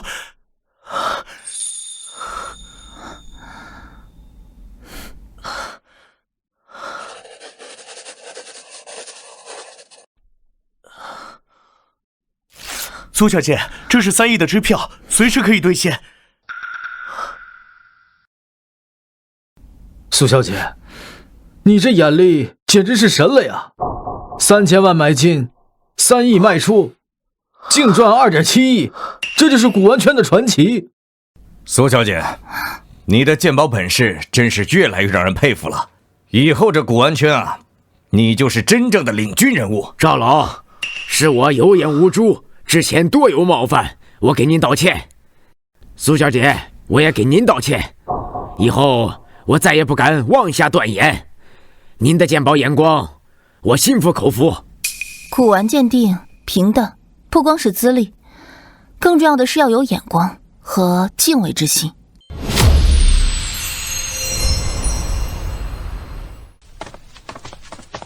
哎，这破玩意儿收的时候花了5万。找了3个专家看，都说不值钱。哎，釉色发乌，还缺块，还占地方，砸了一了百了。三哥说的对，这破瓶子当个装饰都寒碜，砸了省事儿。就是，苏小姐要在这儿，说不定还能当个宝贝捡走。她不是专捡破烂的吗？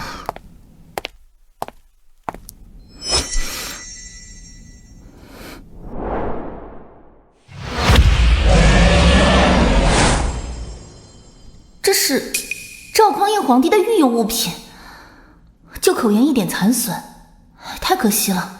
哎，等等，先别砸。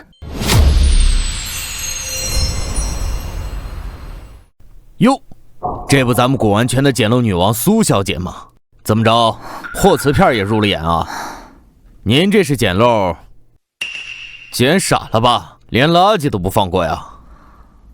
我看着这瓶子还挺有眼缘的，你出个价吧。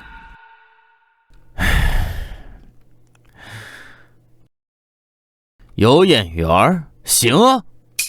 我收的时候花了5万，你给100万，这玩意儿就归你。反正砸了也可惜，坑你一把。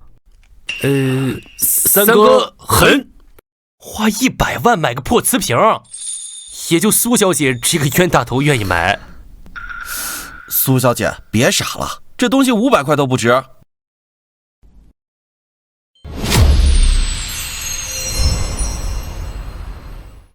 100万，这瓶子我拿走，手机转账。啊！你当真买？你别后悔。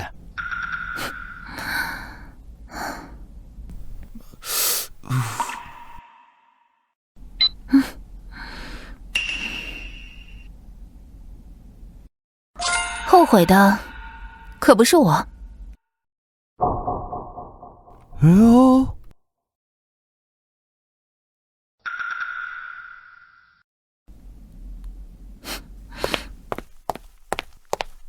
这苏强怕不是捡漏捡傻了？100万买个破瓶子，等着看他笑话。哎，你这是不是卖亏了？苏小姐眼光那么毒，亏啥？一个破瓶子换100万，哼，赚翻了。他就是钱多，烧得慌。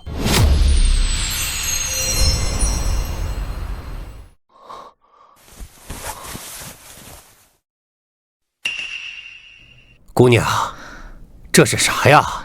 破瓷片？我们不修这玩意儿，没价值。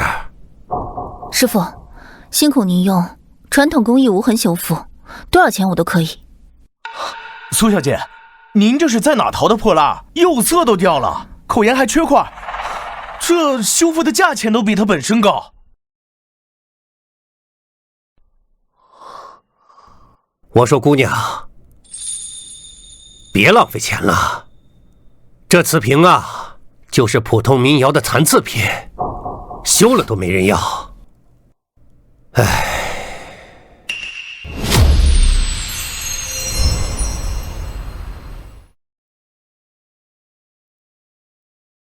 您要是实在想修的话，我给您用胶水沾沾，收您500块，多了不值当。师傅不用胶水，就要无痕修复。我相信它是一个好东西，您费心试试。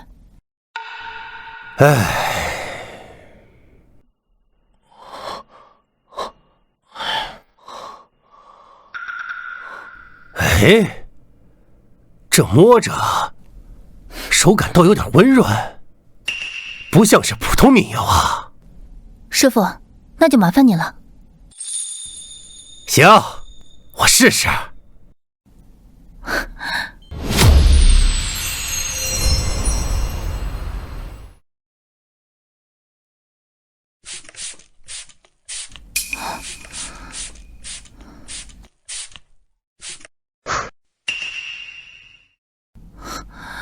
这瓷瓶，这釉色、胎质，不像是普通民窑。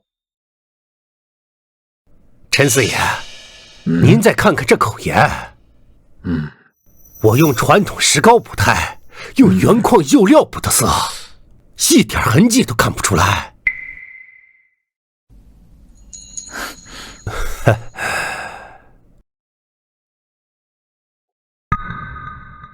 凤华，这是北宋汝窑系官窑的专属款式。赵匡胤皇帝，这是当年送给赵匡胤皇帝的物件。赵匡胤的物件？这怎么可能？我以为是个破瓷片儿。什么？你说这是破瓷片？北宋汝窑系官窑的贯耳瓶，存世不足3件，估值至少15亿。啊！15亿！接下来是本次拍卖会的压轴拍品，为北宋汝窑系官窑贯耳瓶，修复完整，品相完好，存世罕见，起拍价5亿，每次加价不少于5000万。现在开始竞价。8亿、10亿、15亿。苏小姐，这件宝贝能够重见光彩，全靠你的坚持和眼光啊！我只是不想让好东西被埋没。15亿，这位先生出价15亿，还有没有更高的？20亿，20亿，20亿1次，20亿2次，20亿3次，成交！恭喜这位先生拍得此宝。接下来有请这件宝贝原主人苏小姐上台致辞，有请。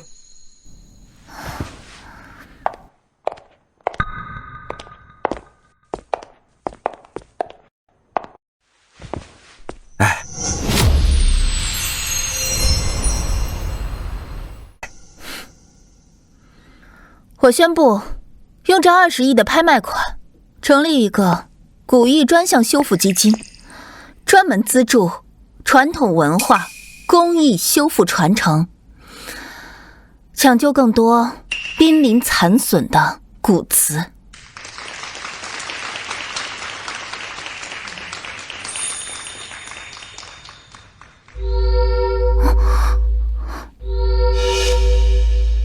羊之眼升级可神龙护体，抵御有心之人的侵犯。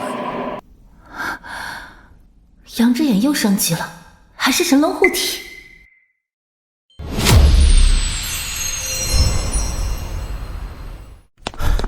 苏强，你把我的瓷瓶还给我，那是我的，当初我被猪油蒙了心才卖给你的。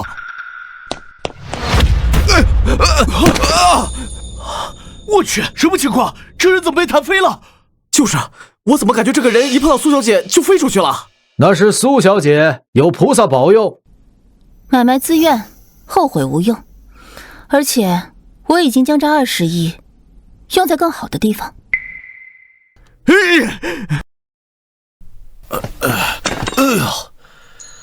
哎，这破铜烂铁，埋地下得几10年了吧，锈的都不成样了都。看着挺沉，估摸着能卖2钱。老黑刚才来过，说按废铜价收15000。咱哥俩分了，换酒喝。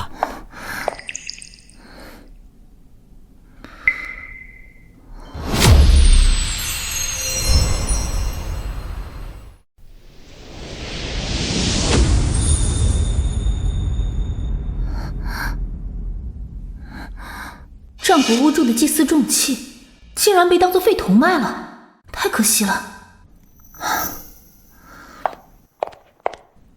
哎，等等，这废铜我要了。小姑娘，你凑啥热闹啊？这东西又旧又沉，还占地方，15000可不是个小数目啊！哟，这不是捡漏女王吗？怎么改行收废铜了？这废铜我定了15000，你别来抢我生意。他们还没有卖给你，我出3万，按废铜的回收价翻倍。这些我收了。哎，3万，比老黑给的多1倍，卖它。不行，我先预定的。小姑娘，你别以为有俩钱就可以抬价，这废铜根本不值3万，你被他们坑了。老黑，你这给了15000，人家给了3万，那肯定是谁给的价高给谁呀？你俩傻呀？这废铜顶多值2万，他是想炒作，等他发现了是废铜，哭都来不及。转账还是现金？我现在就可以转。转账。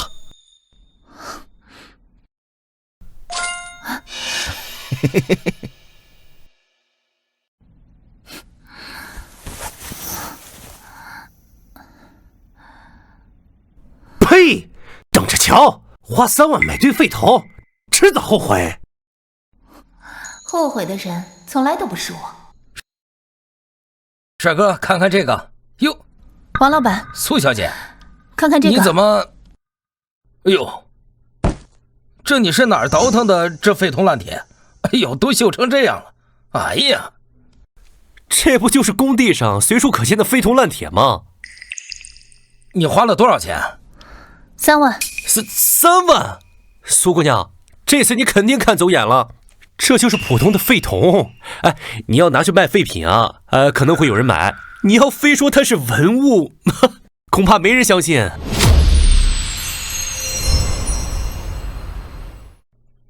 这样，苏小姐，我先把它清理出来，然后咱们再做判断，你看如何？好。啊。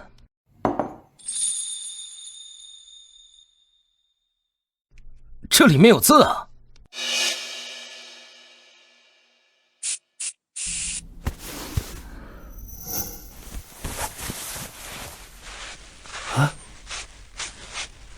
这是巫祝祭祀的铭文，我在博物馆的资料里见过。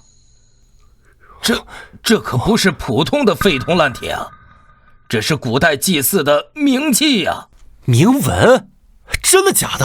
这破铁里面居然有铭文？错不了，这铭文记载的是祭祀的流程，上面还有诸侯国巫祝的名字。这是战国时期的物品，太罕见了，至少价值30个亿。苏小姐打不打算出手？我出30亿，这神树我要了。魏老、李老、陈老，你们怎么来了？我们刚好路过，看见苏姑娘也在这儿，就知道有什么宝贝被你发现了。我出35亿。李老，你可别跟我争，40亿再加10亿，50亿。苏小姐，这个东西50亿我收了。陈四爷，你说说，每次总是用经济碾压我们。就是。价高者得嘛。陈四爷，50亿成交。成交。3万换50亿，这暴富的感觉未免也太爽了。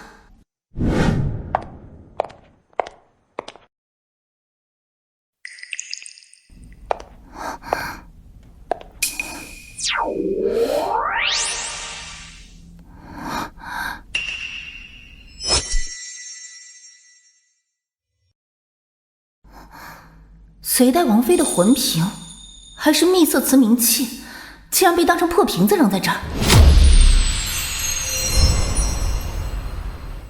姑娘，看上这破瓶子了？这可是我收旧货时顺带拿来的，正经老物件。这看着确实挺有年代感的哈。你打算怎么卖？5万，这可是老物件，虽然有裂纹，但也比普通杂物值钱。老贾，你抢钱呢？这破瓶子釉色都掉了，裂纹那么深，顶多值500。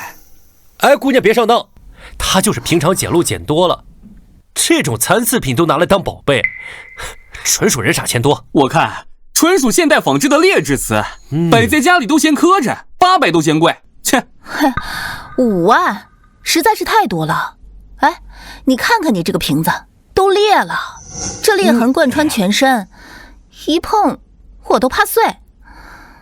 2000块钱，多1分我都不带犹豫的。能卖2000也不亏啊。行，2000就2000，今天开门第一单，算我吃亏。得嘞。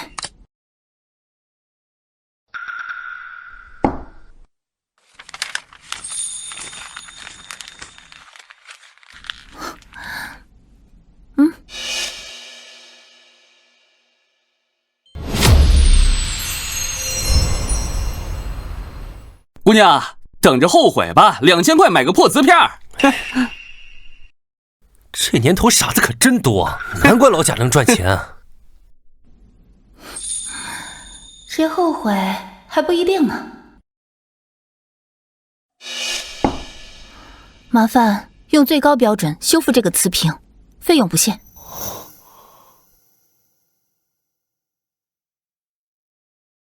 苏小姐，您这瓷瓶是民窑次品呀。您瞧，这裂纹贯穿瓶身，釉色严重脱落，根本没法修复。这修复费呀，比它本身值钱，没必要瞎折腾。周师傅说的对啊，苏小姐，您这次怕是看走眼了。这陶瓷工艺一看就粗糙的很，这一看就是现代仿品，修了也白修。哎，这瓶子确实不值得修。苏小姐怎么会看上这种东西啊？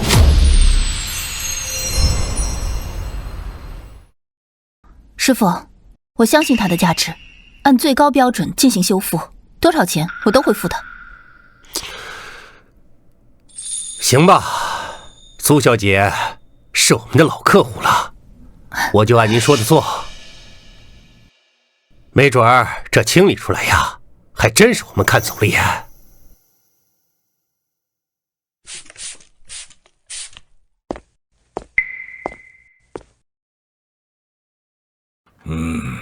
哈哈，我当是谁呢？原来是苏小姐啊！听说你在跳蚤市场花2000块钱买了个宝贝，我特意来看看。就这破青瓷还想修复？秘色瓷在隋代几乎无存，就算是有，像这种带贯穿裂纹的残次品，100%也是现代仿品。釉色不均，做工粗糙，就连最基本的古瓷包浆都没有。苏小姐，你无非就是靠运气捡了几次漏啊，还真把自己当鉴宝大师了。无非就是靠炒作博眼球，根本不懂古瓷。鞋，这是什么？鞋，这是什么？这是镇魂符文，失传千年的古符文，专门用于皇室冥器镇魂。我只在古籍里见过这种记载。这瓷器绝对不是普通瓷器，更不是仿品，这是施大师的古器呀！不可能！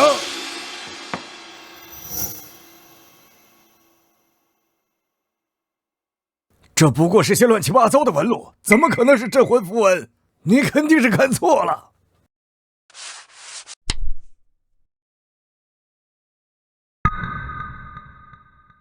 釉色与瓷体完全融合，手感犹如凝脂。这是失传的秘色釉国体工艺，只有隋代、皇室、官窑才可以用啊。就算是有符文和工艺，它也不可能是隋代的，有可能是后人仿的古工艺。马教授，你来看看，碳14检测显示，这瓷瓶距今约1400年，正好是隋代。这镇魂符文的刻法根本模仿不来。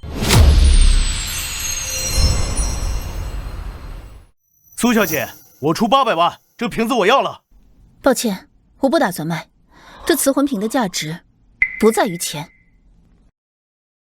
就算是隋代的，哼，这么多裂痕呢，价值也是有限。马教授，你懂什么？这种级别的秘色瓷魂瓶，即便有残损，那也是国宝啊！完整的隋代秘色瓷，存世不足3件。这瓷瓶即便有裂痕，市值也不少于5个亿。喂，你好，我这里有一件隋代秘色瓷魂瓶，想委托贵方参加下个月的国际拍卖会。对，是隋代皇室官窑的，有镇魂符文和秘色釉国体工艺。好，我等您派人来跟我对接。马教授，文物鉴定靠的是尊重历史和专业态度，而不是靠盲目的否定和权威的压制。哎，苏小姐，给个联系方式呗，下次有好东西记得叫我。苏小姐，拍卖会带我长长见识。好。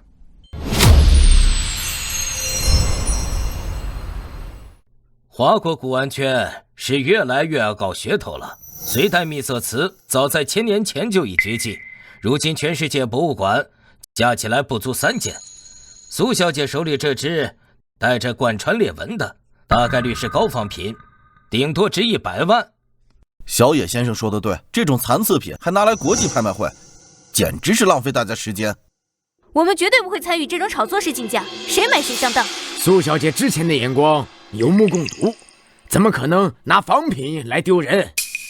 之前数据能造假，说不定这次也是自导自演的。隋代陶瓷怎么会这么容易现身？还是小野先生眼光毒辣呀！我早就觉得这瓷瓶有问题。你们看这底部裂纹多明显啊！这分明呀就是现代做旧的手法。各位贵宾，这是苏小姐提供的碳14检测报告和釉层分析数据，均显示该瓷器来自1400年前，符合隋代特征。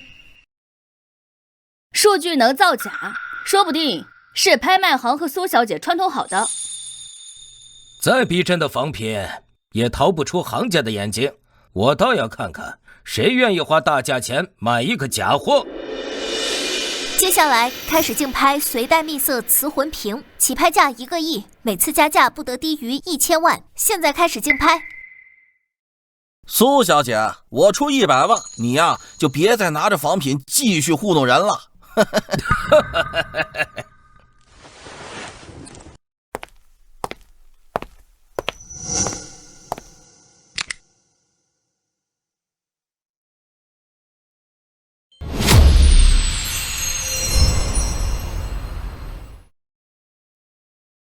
这符文是隋代巫祝专用，现代技术根本就模仿不出来。你胡说啊！谁知道是不是后刻上去的？现在激光雕刻技术这么发达，仿个古文还不是很简单？让我看看，说不定是用染料画的，一擦就掉。大家看，这符文边缘的包浆自然温润，和瓶身整体包浆一致，绝对是隋代的铜器雕刻、后刻和激光雕刻，绝对没有这种历史遗留的痕迹。还真是啊，肯定就是真的。我看这小野一郎啊，就是看走了眼。华国的宝贝，他一个倭国人，就是故意贬低，好借机捡漏。哼！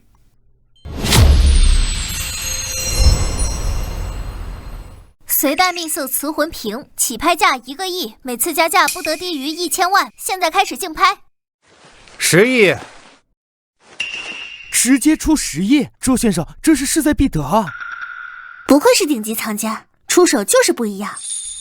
华国人就是爱逞强。20亿，这小野一郎之前说人家仿品，现在抢着出价，脸皮也太厚了。还不是看那符文是真的，想趁机捡漏，哪有那么好的事情？这小野一郎倒是挺会死撑啊！真金不怕火炼，国宝的价值不是靠赌气就能衡量的。30亿，40亿，我就不信啊，这魂瓶还能再涨。趋炎附势的货色，也敢觊觎国宝？王坤先生出价40亿，还有没有更高的？45亿，80亿，80亿，这怎么可能啊？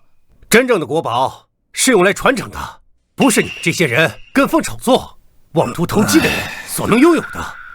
这些历史的价值，你们懂吗？只知道盲目的抬价，简直是对国宝的亵渎。你胡说！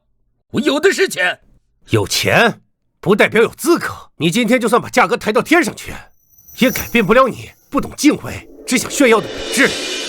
周先生说的太好了，这才是一个藏家该有的气度。周先生出价80亿，还有没有更高的？80亿一次。90亿。疯了吧？90亿买一个带裂纹的魂瓶，这已经超出收藏价值了呀！这哪是收藏，这分明是赌气！小野一郎这是彻底被激怒了。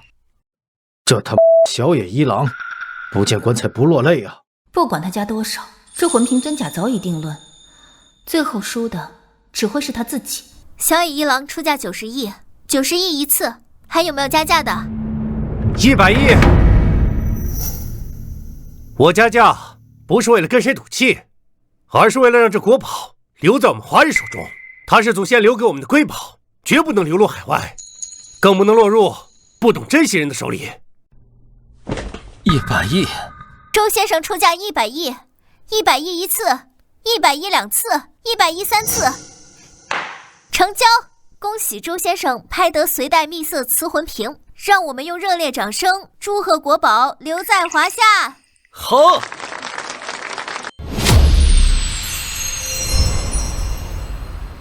原来苏小姐眼光这么准呀！哎，我之前真是有眼无珠啊。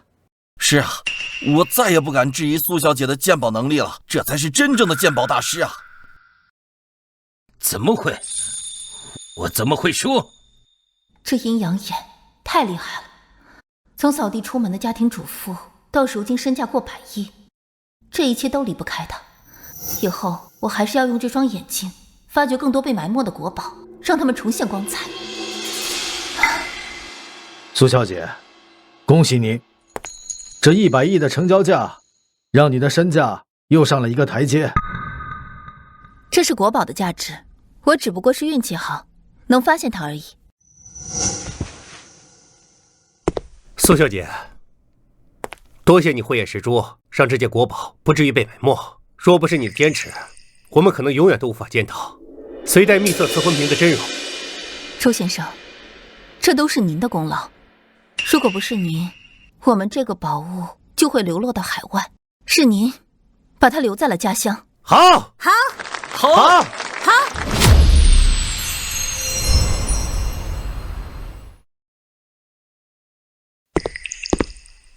这年头真是人比人得死。那苏晴以前就是个家庭主妇，现在居然成了100亿富豪，还花钱修文物。你说什么？他有100亿资产？你疯了吧？全城都知道他苏晴一路靠着鉴宝，已经身家100亿了，现在可是有名的鉴宝专家。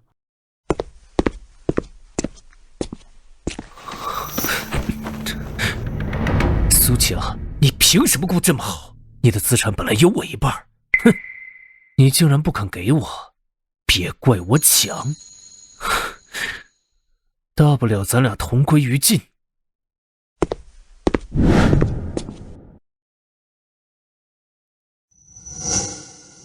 张浩，你居然还敢来！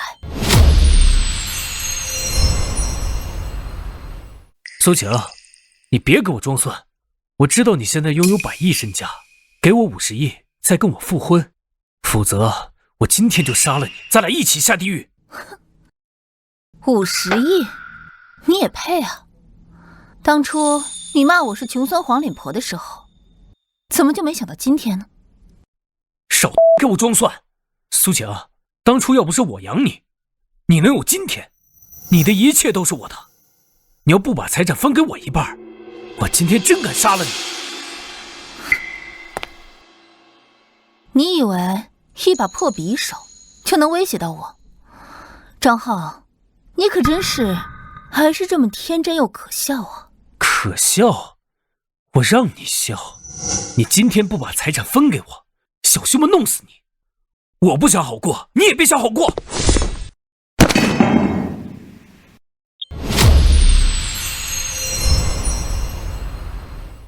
这是什么？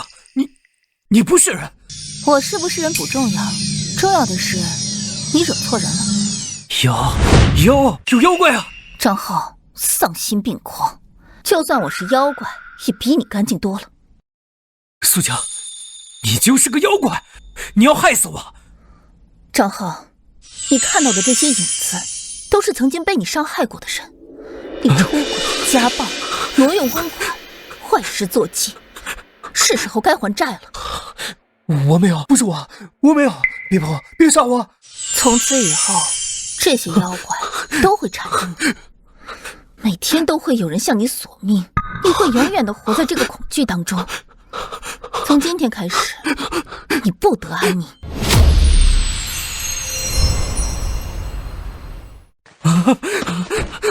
别杀我，我错了，滚吧，带着你的罪孽，永远别回来。苏晴是妖，他是妖变的，尸边全是妖。放开我！你们去抓苏晴那个妖怪！别动，跟我们走一趟。放开我！你们都是妖怪啊！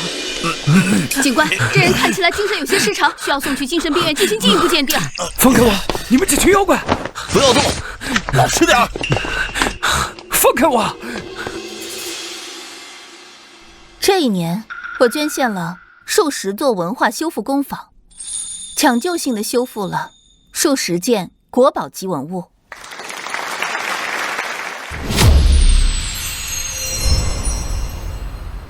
苏小姐真是越来越厉害了，不但是鉴宝界的顶尖大师，还是慈善界的楷模呀。是啊，他不仅用自己的能力保护文化遗产，还帮助了许多需要帮助的人，这样的格局实在令人敬佩。苏小姐，我听说您又向国家捐赠了价值10亿的文物，还成立了公益基金，专门资助贫困地区的文化保护教育，能和我们大家分享一下您的心得吗？我的初心很简单，曾经我是一个依附他人的家庭主妇，是文物和这双眼睛给了我重生。从今往后，我希望可以运用我这双眼睛，给文物带来更多的光彩，让更多人了解文化传承的力量。过去的磨难都是成长的勋章，未来的路我会继续带着这双阴阳眼，发掘更多被埋没的国宝，守护文化根脉，活成自己想要的样子。